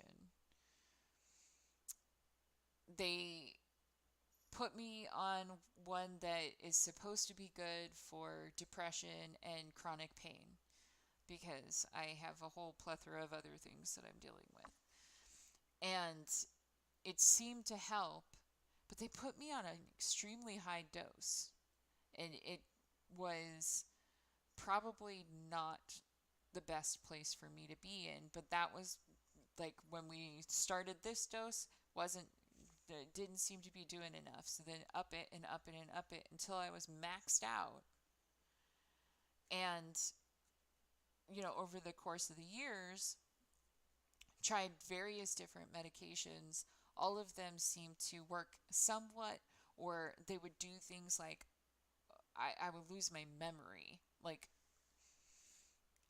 a, you know, one of the medications I was placed on had a rare side effect of Alzheimer like symptoms. And that year, I forgot the names of my family members on Thanksgiving. So I got really medication averse because every single one that they would recommend, like classic ones that they recommend now, are you've got Zoloft. A lot of people get placed on Zoloft. You get a lot of people on, like Prozac is not exactly very high, but with dudes it's a little bit different. Um, there's Celexa, there's Wellbutrin. Um, the one that seemed to help me somewhat, at least, like I was taking Cymbalta. Like, all of these are medications that are available right now. They are all kind of classed within the same clump of SSRI or SNRI, all of which are primarily antidepressants. Some of them have been identified as having decent effect for anxiety, but the reality of it is that if you go to your primary care physician and you say, these are my experiences, the likelihood that your primary care physician will give you an antidepressant is pretty high. But the expectation from that point is not just, this is it, like this, it's this or nothing. It is, I'm starting you here based on your reaction to this first dosing. After 6 weeks, if we're not seeing enough improvement, you would change the medication.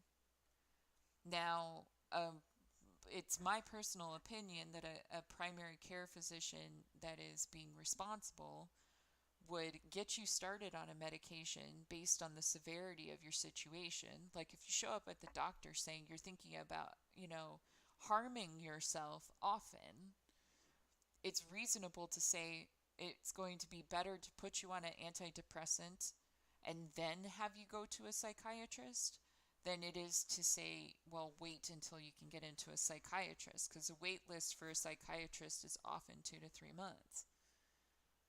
But a primary care physician should be saying, okay, I'm going to give you Zoloft. I'm going to give you 30 milligrams. It's a low dose. We'll see how you do.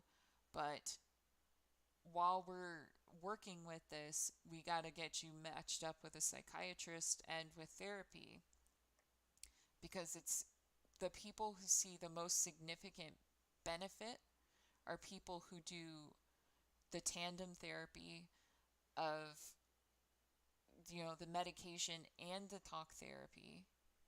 And then eventually the goal should be to slowly take out the medication and work primarily within talk therapy. The frustration point happens a lot, and I do think that it happens a lot more with dudes, is that there's this expectation of fix. So you want to walk in and say, what fixes this problem? And the expectation is, okay, you gave me a pill, I'm going to take it. It didn't fix the problem. So that's obviously not the solution. But I'm like, I don't know if there's really hundreds of medications, but there are a bunch of them that work in different ways, have different formulations, different, activating factors. Um, and the only way, unfortunately, the only way to figure out which one's going to work is to guess and check. And that's one of the reasons why I found the experience of doing a genetic assessment to be so uh, revolutionary. Um, because it was the first time that I had heard of anybody really looking at, your actual body and how your body handles certain types of medications. And it was based on that I found out that all of those medications I listed before that I had been on before were ones that, genetically speaking, wouldn't work. So the fact that they didn't work for me wasn't a matter of I shouldn't be on any medication. It was the types of medications you're giving me won't work.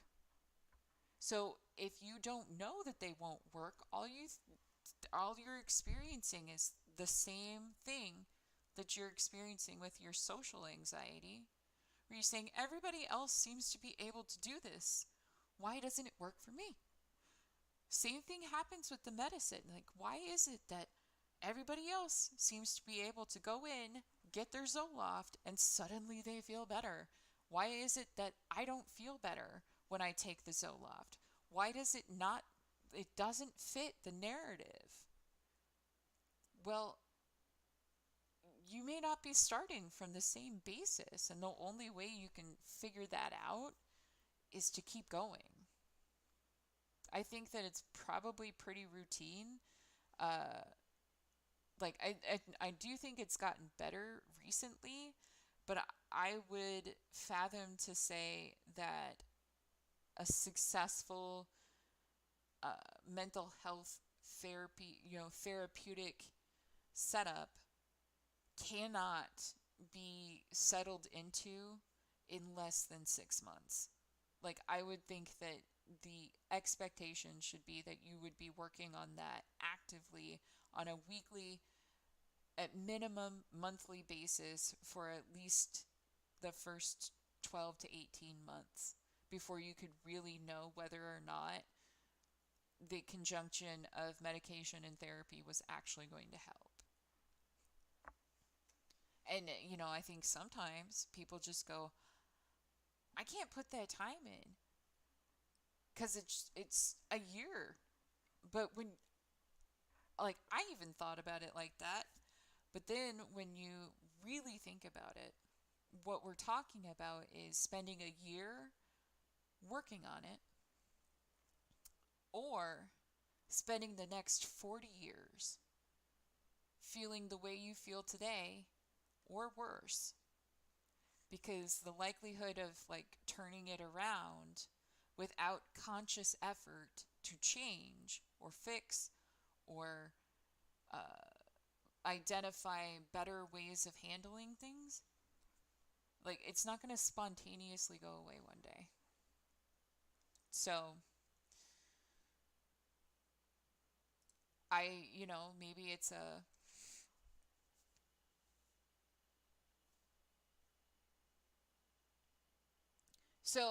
so like what you just wrote in your email, where you say, like, he gave you samples and never followed up on if he worked. He said come back if they didn't work. You've just admitted to the fact that the reason why your therapy stopped was no other person but you.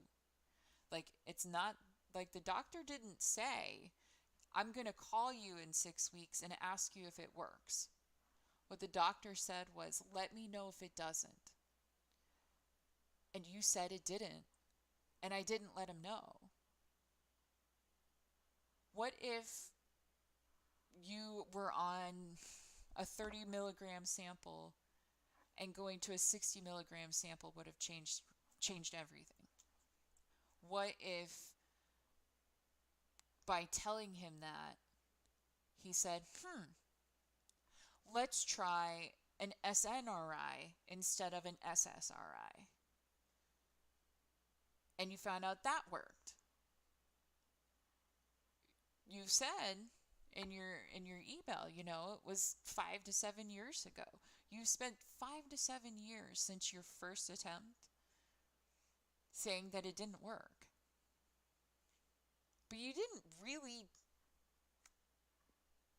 really know that. You just know that the first try didn't work. And I think that that's a pretty common experience. I think that it is unfortunate that a good set of expectations wasn't set up for you. I think that that's one of the reasons why um, primary care physicians definitely should be saying, okay, I'll give you the samples to get you to get you started, but we got to get you, aligned with somebody who actually works with these things rather than just because like your primary care physician has some training, but unless they have like an actual specialization of mental health or like addiction issues or something, their focus is much more like as an internist. So they're there to like work on your bronchitis or your sprained ankles and things like that. And mental health is much more of a nuanced thing. Sometimes mental health requires for you to have a neurologist involved or uh, specific kinds of blood gas chemistry things going on that if you're not familiar with modern techniques within psychiatry, you're not going to know what to order. And in some cases, like insurance companies and stuff are going to say, this isn't the right provider. We're not going to pay for this. So, like, I mean, I guess maybe what you should take from it is to say, I tried this 5 to 7 years ago. It didn't go swimmingly. It didn't seem to work. But you do know at least two things from that experience that you can take back to the new conversation. One, I tried this medication and it didn't work. And two, this situation has not improved in the last 5 to 7 years. So if it was worth medication 5 to 7 years ago, it's likely still worth medication. Let's see. Update. And I I think that you know for the sake of anybody who might also be listening, the acceptance of knowing that you didn't follow up and like owning that responsibility, uh, I think we'd all like to believe like our doctors are, setting like a Google Calendar reminder to call us in 2 weeks to check up on us. And I think that kind of stuff does get better these days with the digitization of things. Like my doctors are all kind of, at least on some level, accessible by email. Um, and I can have a much more active conversation with them about what's going on and what I'm experiencing or, symptoms and things like that, to get quick answers or to identify if I need to go to the doctor in the first place. Um, but uh, it's kind of like I was talking to somebody earlier today. Like the reason why I didn't have a panic attack in the grocery store today, so I ran into my old physical therapist, and we got to talking, and he said, I can remember what we were working on. I can remember the kind of car you drove, but I can't remember your name for the life of me. And I'm like, you saw hundreds of people since the last time I saw you. I would not, I wouldn't expect you to really remember anything about me. The fact that you remember any details about my personal life is significant, and So but I didn't always have that kind of perspective on it. I used to think like, I'm engaged in this, they should be engaged in it too, in that same way. But I think we have to kind of reorient our perspective to understand like, we're engaged from a first person perspective. So like, we are 100% immersed. This is our life. This is what we live absolutely every second of every day. It follows us into our dreams. Like, we don't get away from it. But our doctor, even if they have every intention of following up and to follow our case and to be interested, when we go to see them 3 weeks after our last appointment for the checkup, they're still having to spend, a few minutes reading the notes to jog their brain, to like put their brain into the right space. And like with me, I don't go by my first name.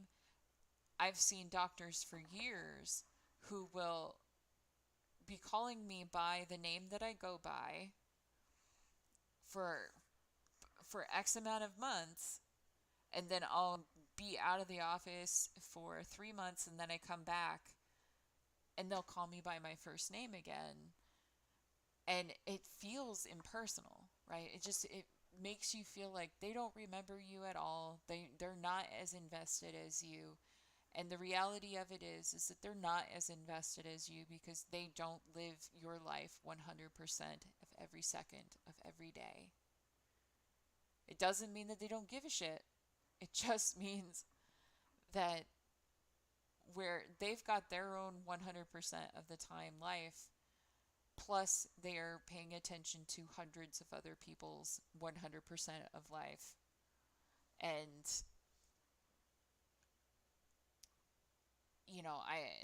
I don't know, that comes back down to setting reasonable expectations as to what we're going to get out of those experiences. And I certainly hope that um, part of the improvement to your life can be, at least rooted initially in understanding what those, expectations should really look like.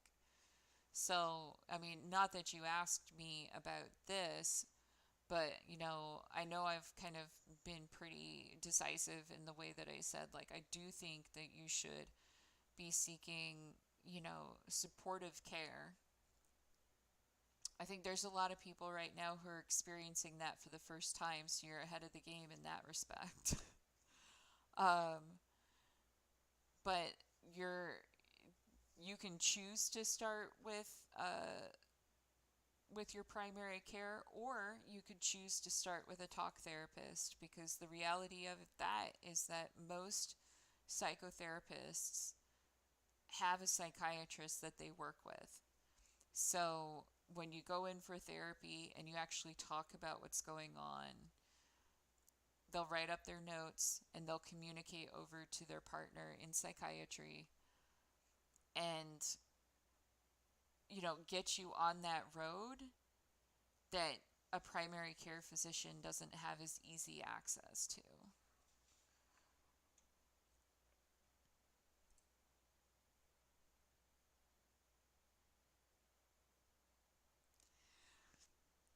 I think it's unfortunate that your feel is that I've cared more than all doctors combined.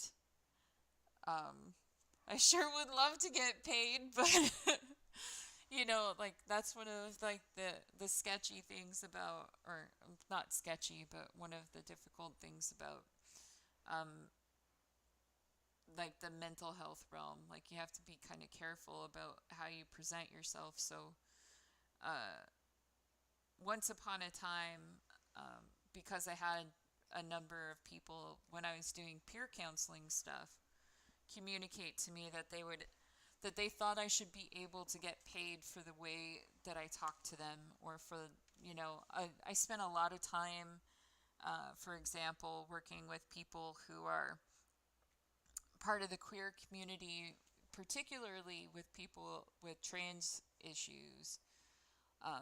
Not to say that I'm like implying at all that the conversation we've just had uh, is related to trans issues at all, but um, I work with I would work with people about like reevaluating their self concept and learning to accept the reality of that perspective, and they would communicate that. So they would communicate that they thought I should be in a position in which I could get paid, and so I actually opened up an avenue for that. But at the end of the day, I just can't bring myself to really advertise anything. So I think doing this channel has been the closest I've gotten to actively advertising the idea that I would be able to kind of openly discuss life issues. Um, the way I kind of marketed it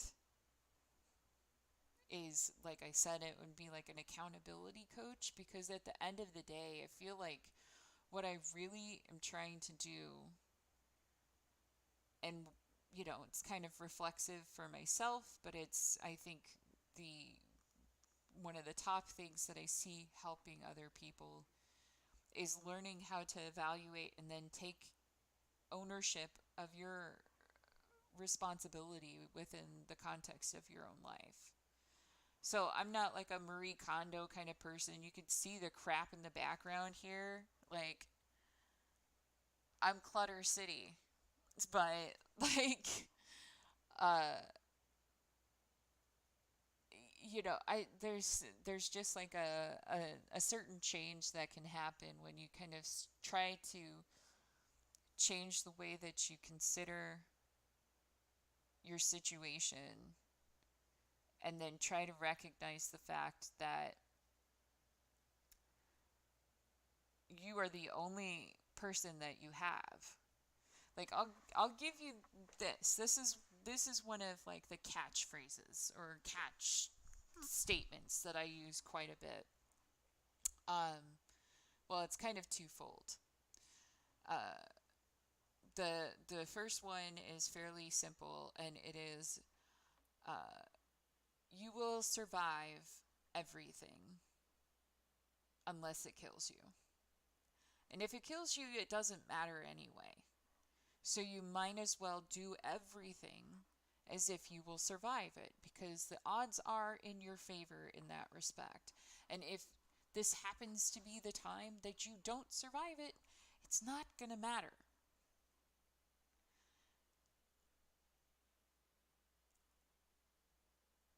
Then now I'm like blanking on the other one. What's the other one? Because like after I said that, like I thought of another thing that I say to a lot of people. Um, and then I got distracted from what I was going to say before. But now it's kind of come back. The second one is that you are guaranteed nothing in this life except for you. Everything around you could go. Like, the only thing that you can be sure of when you wake up tomorrow morning is that you exist.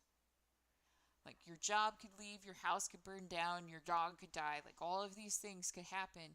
But as long as your eyes are still open and you are conscious and you are here, you will know that you are here. And you have you. So you should really fucking take care of it. There's I can't say that I'm the perfect example, and I've definitely not always done that in my life. The fact that I have a whole series of times that I've talked about the fact that like I had to lose a ton of weight. I didn't get super fat by thinking that I was the only thing that I would have available or that I could trust to exist tomorrow. I got there thinking that I was completely worthless. But the thing is the only person who can have any worth in your being here is you. So you kind of have to like look at it as, yeah, it's nice to have the recognition from other people and it's nice to be understood and it's nice to connect and everything, but you can't do any of those things if you don't look at yourself as being a worthwhile investment for that improvement. And so your goal should always be that tomorrow will be a better day than today.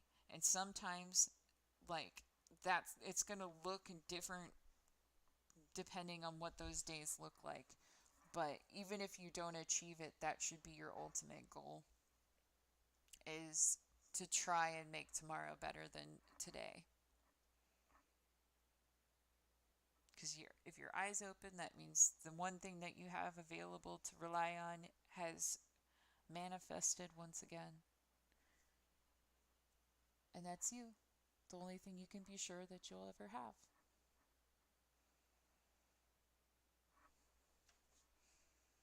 Now I'm going to refresh and I'm going to see if I bummed you out.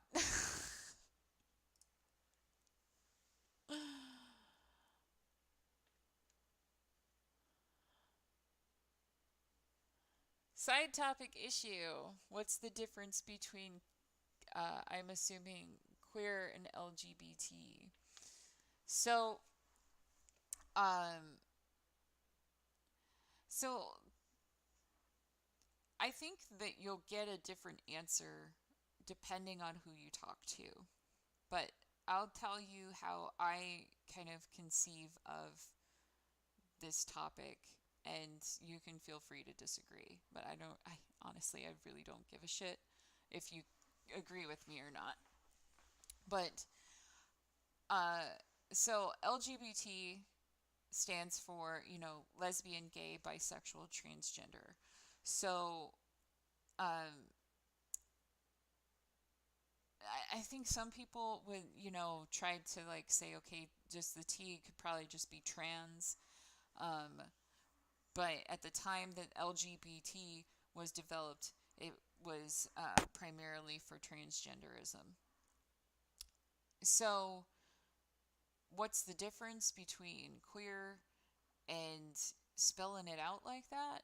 Um, well, queer has a couple of different kind of historical contexts that people have issues with, and then so it can be a little bit like some people will look at it as being a politically incorrect word. Personally, I think it's the more correct word for anything. Because I think what we're really looking at is you're either 100% straight or you're queer. So I think that queer is actually just the opposite of being like a heterosexual cisgendered person, which means that your sexual your sexual assignment at birth matches the gender identity that you experience, and that you're attracted to people of the opposite gender and the opposite sex and gender combination. I think that most people are queer. I think like that when we talk about there's a psychologist that some people find very controversial to even talk about anymore, but he was really the first person to do like a concerted study on it, aside from like Freud, and that was Kinsey. And so one of the things you'll hear about a lot is like the Kinsey scale of like homosexuality, or I forget what the actual title of it is, but essentially he was measuring where people fell on the spectrum between heterosexuality and homosexuality. And what he found is that most people, based on his questionnaires and like just their expressions of experience, fell into the gray area between the two. And so I was kind of like, well, what's the point in putting a label on absolutely every little presentation when we're all kind of in this gray area. So the big difference between those two terms is essentially, what are you trying to say? Are you trying to be very specific with identifying and acknowledging the labels that people use? Then you would use something like LGBTQ. Um, if you're like me, where you think a lot of times the labels actually drive division over acceptance, I think of it conceptually as you're straight or you're queer. And uh, I do think it's important to kind of identify that to be to be queer doesn't mean that you're necessarily going to be like homosexual. It just means that you can identify situations in which you would be perhaps non-traditionally attracted to other people. Uh, I don't know, like it's kind of a weird place to be in when you are on many levels, like an advocate and an equal rights activist, and somebody who's kind of been out and proud. I personally came out as queer when I was in college on the Day of Silence in 2005, and I remember that very specifically. The memory was it's still very vivid. Um, but I remember when like I really figured it out for myself. When I switched from this idea that whoever the person, like I basically came down to this perspective of whoever I married would determine my sexuality. So I was open to the fact that I could eventually end up with a woman. And I decided that if I ended up with a woman, I'd just be a lesbian. Like that's how my brain worked, and I didn't really think that bisexualism existed.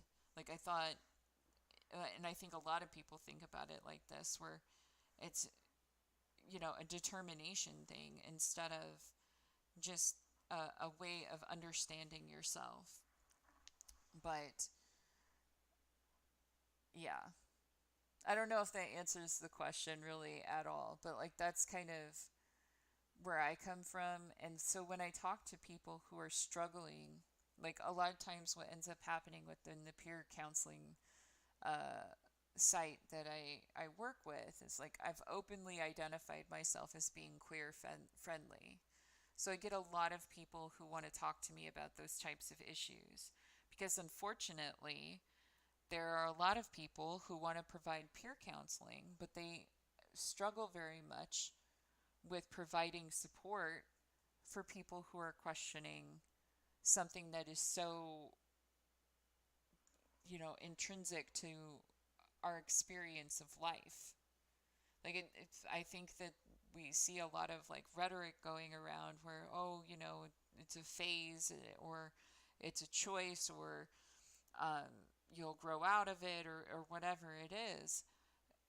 But I feel like those kinds of responses are really dismissive of what we're really talking about, because how you identify your sexual orientation directly affects how you construct the life you live for the rest of your life. It affects the type of people that you are attracted to and the types of attractions that you will feel bad about. Kind of in the same way when we're talking about the anxiety of going to a store that you don't usually go to, like you can have negative experiences based on like how you've constructed your life to be. So I feel like the dialogue is really detrimental. And so that's why I kind of tend towards this idea that unless we need to be very specific or there's an ownership level that we need to address, like if we need to say I am transgender or I am a lesbian or I am a gay man or whatever it is, I can accept that those things are important statements to make. But if we're saying what's the difference, it's just basically one gives more specific detail than the other.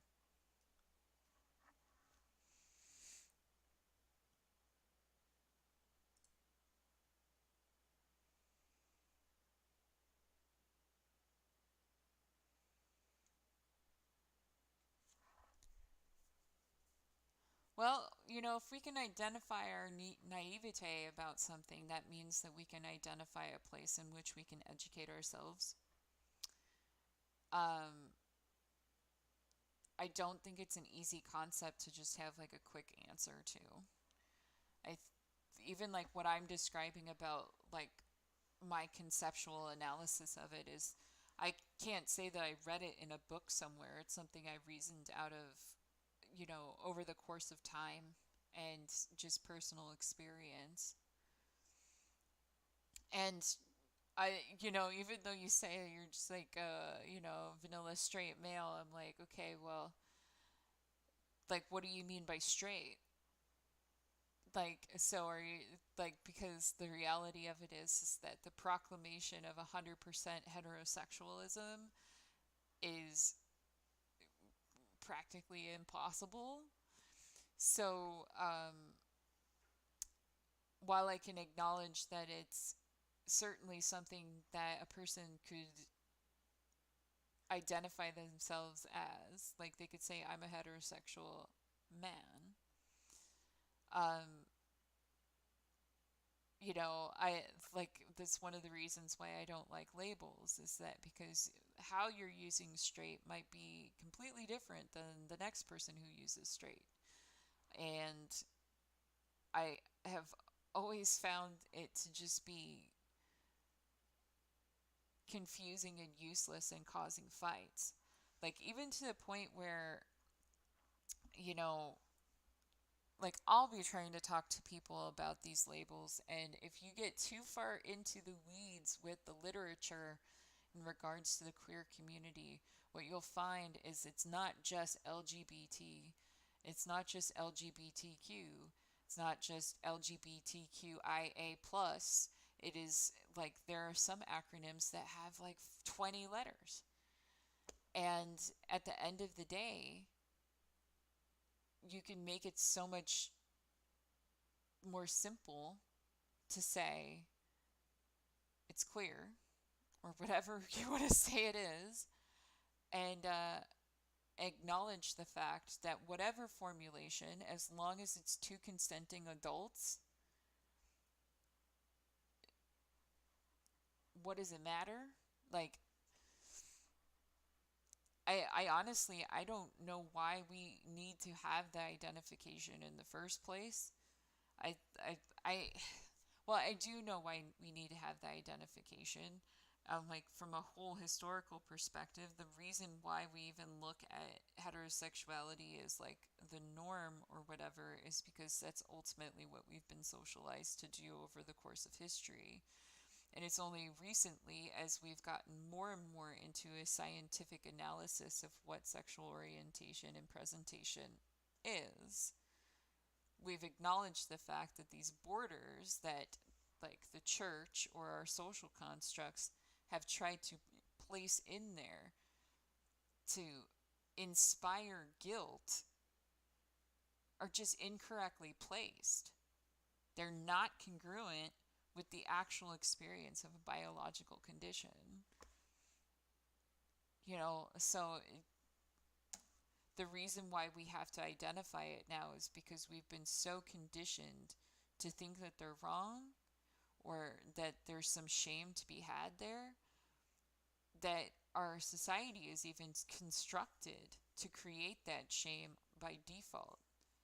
So it's that kind of catch 22 that you see with not just this, but like with racism and things like that, where you'll have people who say, well, why can't we just say all humans matter or all of this, like it, like everybody's just equal, right? Well, yeah, everybody should be equal, but that is not what we've been taught. So even though there are people like myself and perhaps you or perhaps Mateo here, so I did see you walk in the door, um, we may all have like this concept of, we're all on an even playing field. We really aren't because of the way that the system in which we're existing, this kind of construct that we've placed on top of our biology that doesn't match the biology. it makes life so much harder for people who don't match the construct. And that sucks. But that's like the sole purpose of identifying it now, is so that we can identify when a person is being treated poorly simply because they don't match the criteria of the construct that we have already identified doesn't match the underlying biology in the first place. And people still get killed about it.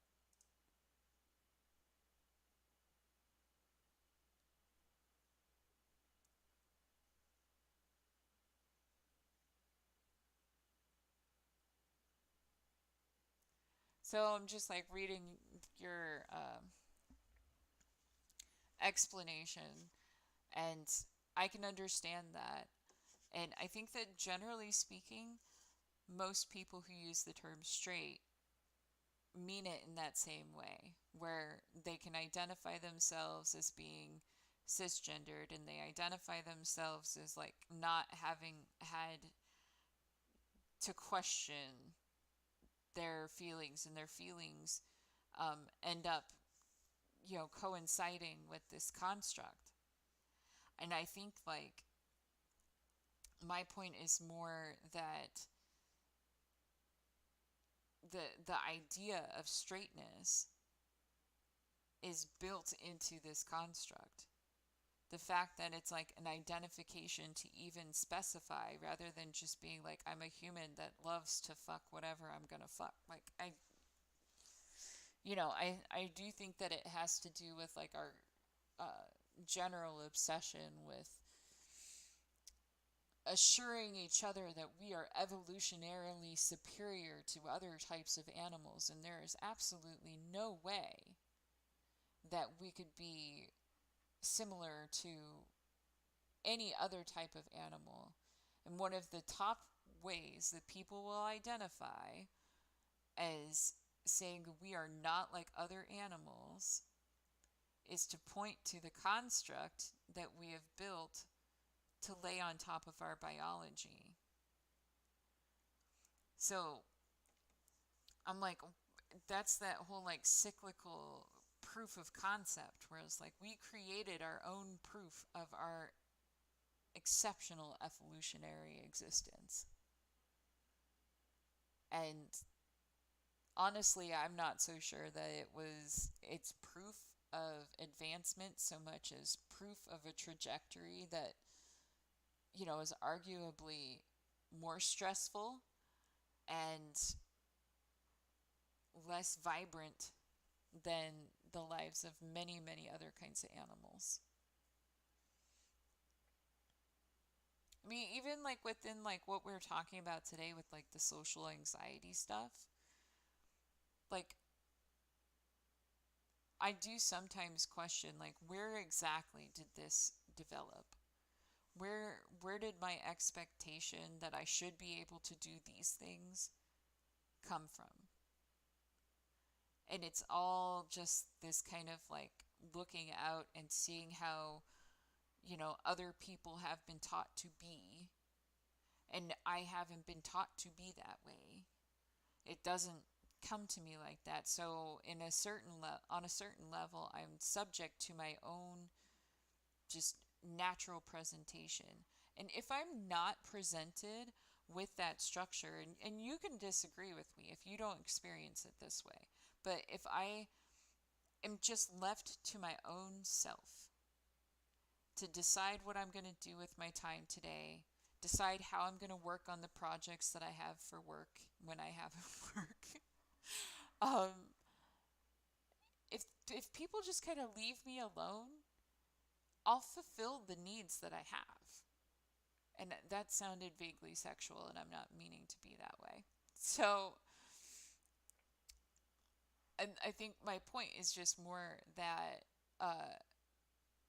the stress and the anxiety of it comes into play when the comfort I have with being myself contradicts with the structure I'm trying to live within. and causes me to doubt that comfort.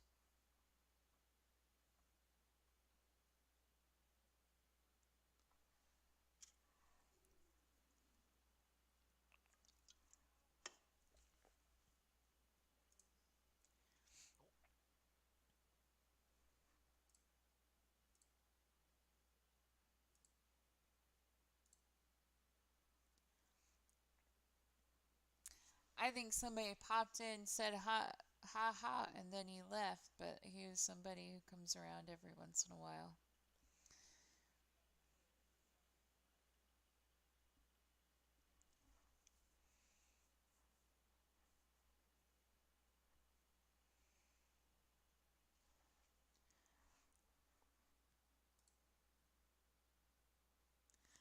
One of the things I think is super funny about the concept of like social anxieties and stuff is that one of the reasons why I hesitate to get on stream sometimes, like when I was thinking about whether or not I should do this tonight, based, because I don't know if anybody who's watching right now watched all the way at the beginning, but like I was talking about like all of this stuff and my own experience of anxiety today, and um, how it was making me question whether or not it was a good time or a good day for me to be trying to have a conversation or share or any of that kind of thing.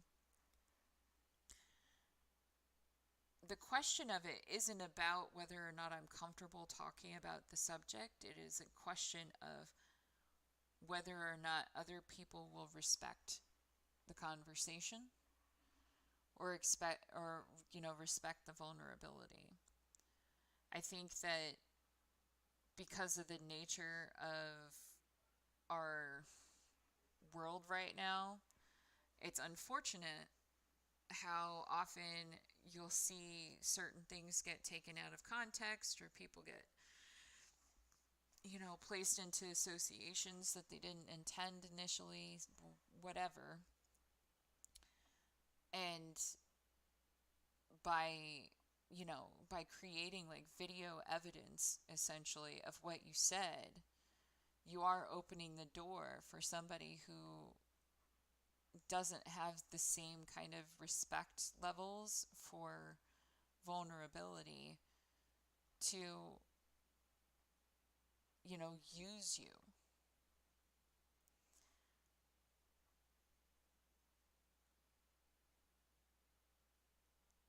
I'm not sure how I would feel about it,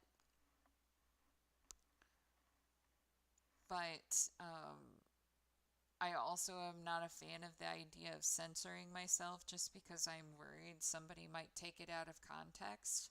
Like, I have to trust myself to say what I mean and then be able to back it up later. So ultimately, at the end of the day, like, people aren't going to get a version of me that's not me. Like, they're going to just get me. And it's going to be this awkward, meandering, uh, sometimes overly verbose person. But I. I feel like I've demonstrated even today, because like when we started this conversation that we're doing right now, um, we, I was saying I think I'm going to say goodnight, and then the email came in, and I'm perfectly happy with that. But I feel like it demonstrates how much I'm willing to say, okay, it seems like it might be beneficial for me to continue the conversation right now rather than say, well, I'm out and I'm going to go take a shower. So like, um, I guess I'm self sacrificing in that way. I don't know. I don't like that term because it makes it sound like, I'm doing harm unto myself, and I'm certainly not doing that.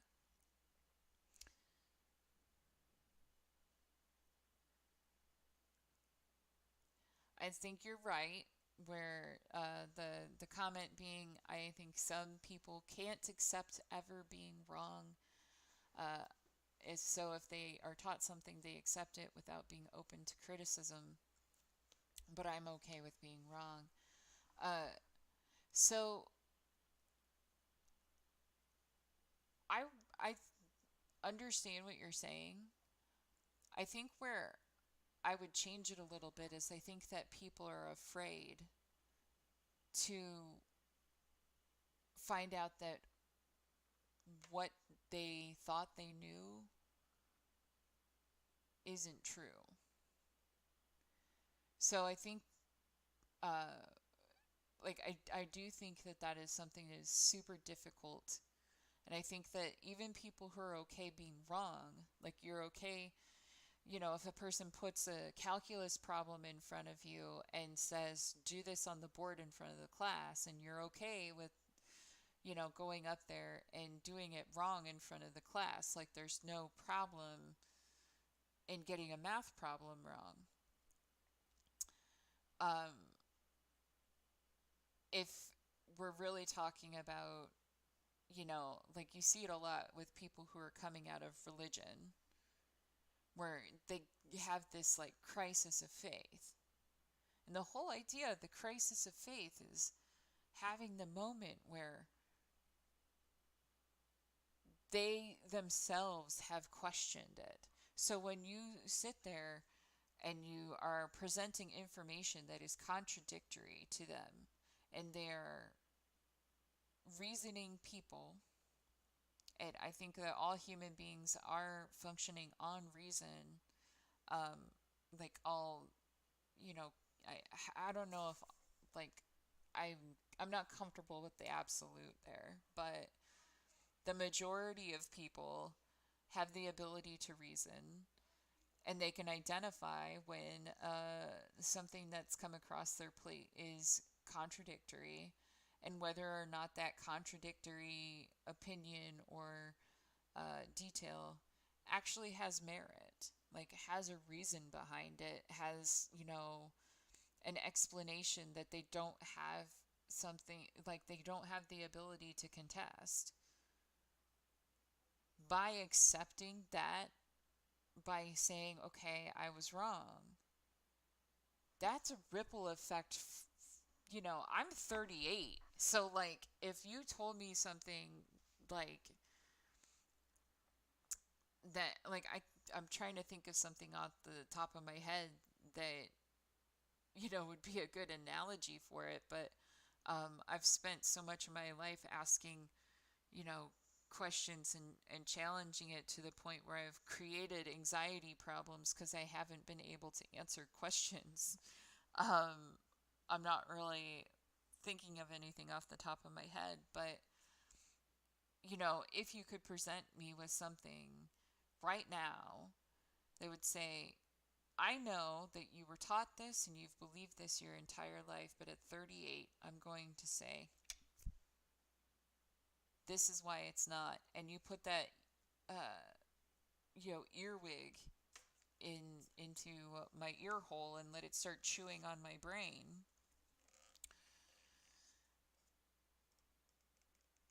That is scarier. So, like, that falls again into, like, the question that we're talking about when it comes to anxiety is one of the reasons why we don't progress is because when we evaluate whether it is more comfortable to go down the challenging road of change or to stick with what we know,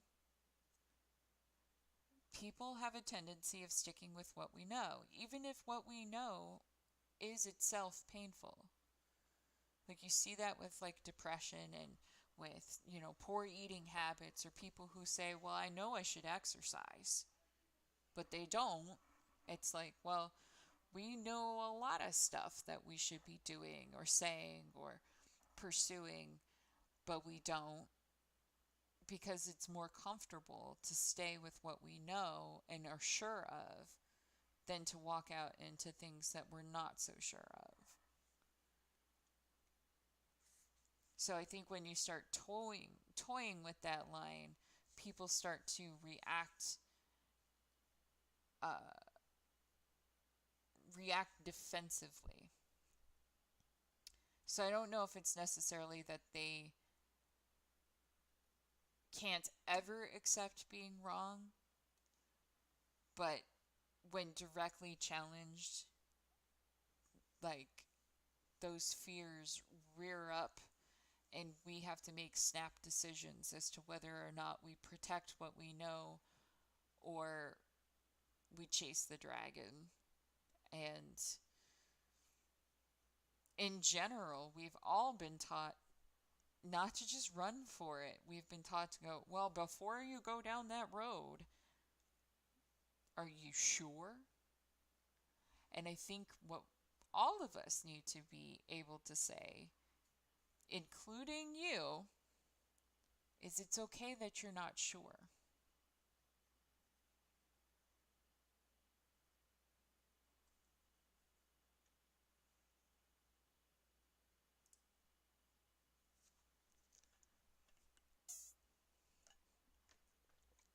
My point was more that I'm willing to delay my shower in order to have a substantive conversation,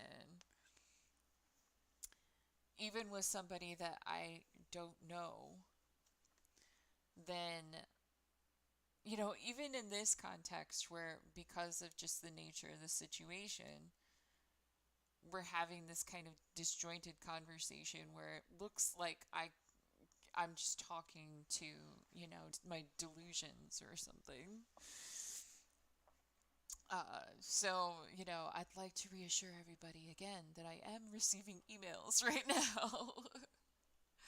But I mean, you know, like I don't expect people to go back through like the hours and hours and hours of time that I've muttered about this, but like the whole idea behind bringing this back to exist, the whole Mama Lynn concept, is because when I evaluated my own life of the things that I have done that I have felt good about, proud of, felt that I made like a significant, positive impact, whatever you want to say. Doing this was part of that. Having the reputation of being somebody that you could go sit down with and literally talk about just about anything. You wouldn't get judged for it. I wouldn't be sitting here going, are you sure you should be doing that? But rather like looking at it from like why are you going down that road and where do you want to go with it? Having that reputation as opposed to like being, the girl who dances on the bars downtown or whatever kinds of random college reputations you might have. Like, I feel like I could be pretty proud of the fact that like one of my college reputations was to be the person you could talk to about anything and receive an honest and forthright conversation about it. So I am not worried about it.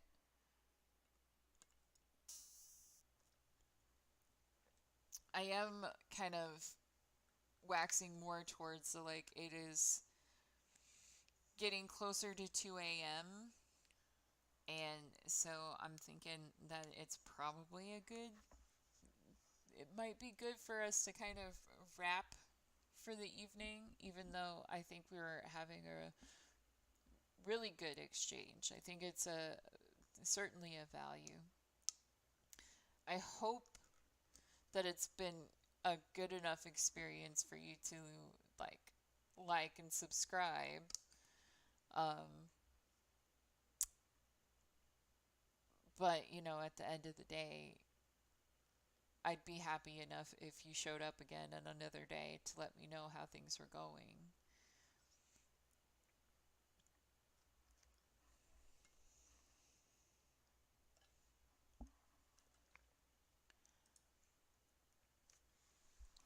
I feel like uh it would be such like an accomplishment if we got to the point where you brought it into chat. So like I really hope that you'll come back and continue the conversation. So like maybe that familiarity in itself will be something that helps you overcome some obstacles.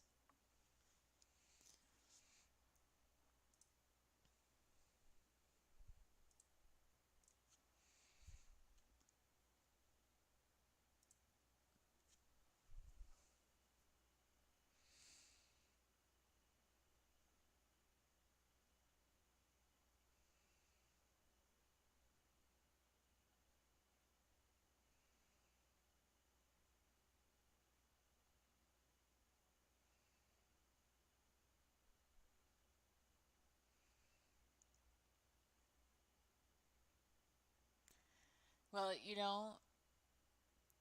the Nirvana reference of my only friends are in my head. Like I relate to a lot of those types of things quite a bit. And that kind of reminds me of something like that I was talking about a little bit earlier, which was, one of the ways that I divert some of my more profound anxiety issues. And like it is it has been very very hard recently, but um there's a song that came out fairly recently that has a has a line in it that like I connected with quite a bit.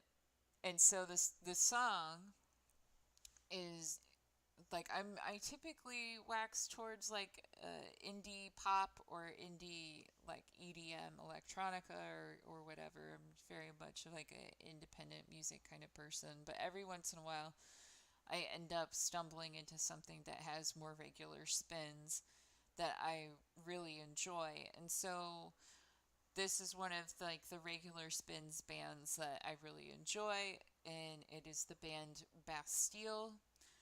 And back before COVID, I like Bastille was one of the last shows that like I usually volunteer for this massive concert, and that's a whole nother story that maybe we can talk about sometime. But the Bastille show that I went to was like at our, our local like um, what would be equivalent to like our Broadway theater or whatever. And I think like 2 or 3 hours before the show, I bought a single ticket in the third row or whatever, and I'm pretty sure I'm on their tour video because of how they were filming that night. But they released a song recently that is called "Survivin'," and in the lyrics, they say, "I'm I'm not gonna lie and say I'm fine, but I'm surviving." So and that's I'm sure that's not the most accurate version of the lyrics, but essentially, um, I mean, the song is like, no, it's, what is it? It's like, I'm not gonna lie and say that I'm fine. I feel like I've been living my life upside down, but I'm surviving. Something to that extent. When it's playing out loud, I sing along to it, kind of thing. Like I can catch the lyrics much more easily sometimes that way. But even when I kind of connected with that, one of the things that I thought was really interesting about the song and the fact that it was written and released this year and Like I watched a snippet of the lead singer writing it and stuff. It is the fact that like Bastille is this multi-million-dollar band, like they internationally popular, going all over the place, you know, have some like their show was fantastic. Like they've got some really amazing songs in my opinion. And the dude's still sitting there expressing on a certain level the same feeling of like ennui and existential crisis that the rest of us are dealing with, that it was weirdly comforting, even though there's still that part of me that's like, I'm worried that I'm going to be homeless in 2 weeks. Or I know that that's melodramatic. I'm worried that the process of my homelessness will start in 2 weeks. Um, and I'm pretty sure he's not worrying about that. But our problems are all relative. And that's certainly one of the things that I learned, thankfully earlier in my life. And I try to help people recognize as well. So maybe that's a good place to end it. But like when we're trying to like think about our experiences, and as we all do, we're comparative. So we look at other people and try to say, okay, is it better or worse? And uh, the thing is that just like I was saying earlier, you're the only person who's living your life 100% of the time, so you can't really be directly comparative between your life and somebody else's, because the only person who has experienced absolutely every moment that you have or had the possibility of experiencing the opposite of those moments is you. So everything else is very relative. So you have to kind of look at it like the worst thing I've ever experienced is equal to the worst thing you've ever experienced. And the best thing I've ever experienced is equal to the best thing you've ever experienced. And that spectrum can change over the course of life, and it should, because, hopefully you didn't have both of those experiences when you were like 4 years old. But when we're looking at other people and trying to understand and relate with other people, it shouldn't be like, well, you have multi-million-dollars, or you have, 3 houses, or whatever it is. And so where are you to be, like, who are you to be talking about this? It should much more be about where is this person within their spectrum of life experience, and acknowledging that they have a right to be fearful, even if the loss that we can perceive doesn't seem as profound. So,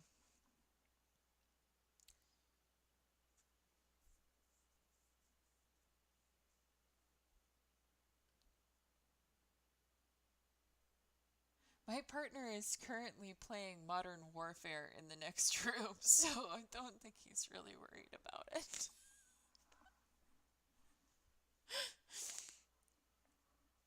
I think, if anything, my cat is probably more like, why aren't you cuddling me? But, um,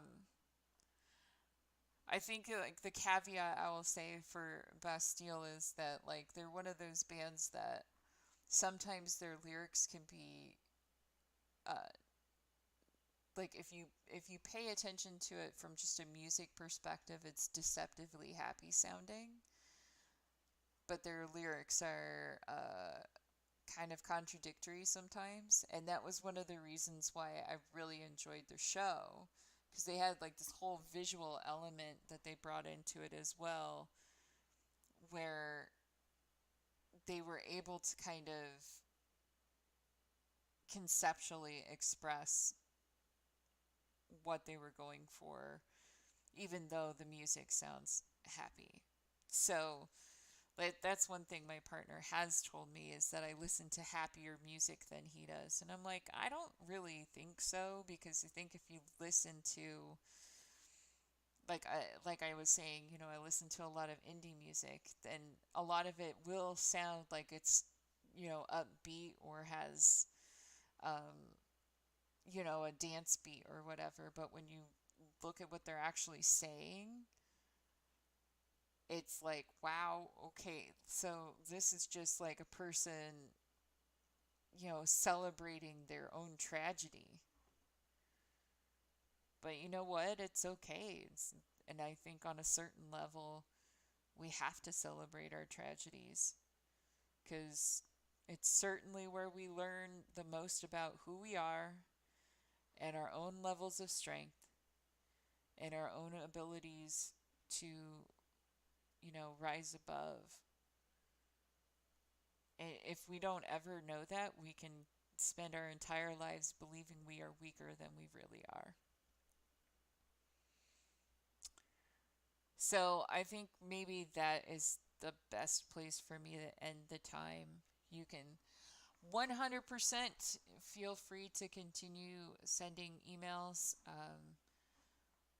I will try to, uh, like, the decision that I'll make is,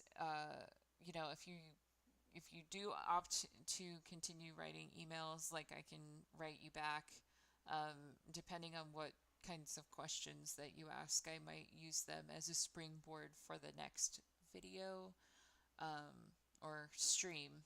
Like I'm not really doing videos right now, I'm just streaming. but um but yeah, I do think I'm gonna jump for the night because 2 a.m. is pretty serious, and I need to have a snack and a nap. So like my intention is to be here tomorrow night. It's really gonna depend on how busy the deliveries are and how many bruises I get in the meantime. But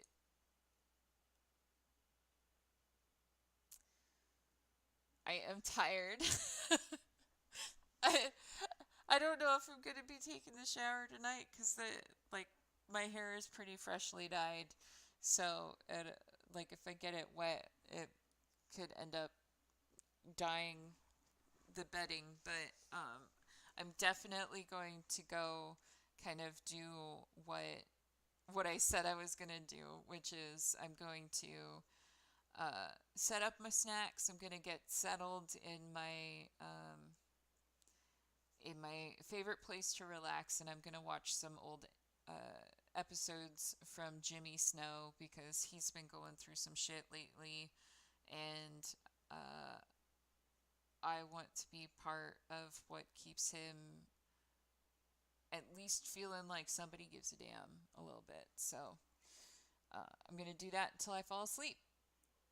So I'll see you when I see you, and I appreciate the time that you've spent with me. And I truly do hope that, like, if we never speak again, that at bare minimum the conversation has gotten some wheels turning. But I will happily speak with you more in the future. Yeah. Anybody else who's watching at this time, you can absolutely email me. Um, The email address is in the description, so is the Facebook page, so are all the other things. And, um, you know, in the event that you, like, I'm so awkward about it, but I'm like, there is a Patreon. So, like, if that is something that behooves people, they can do that too. But like I said, I'm not really advertising myself because I'm really terrible at it. So, thank you again, and we'll see you later, and we'll see what the t shirt brings tomorrow. So, bye for now.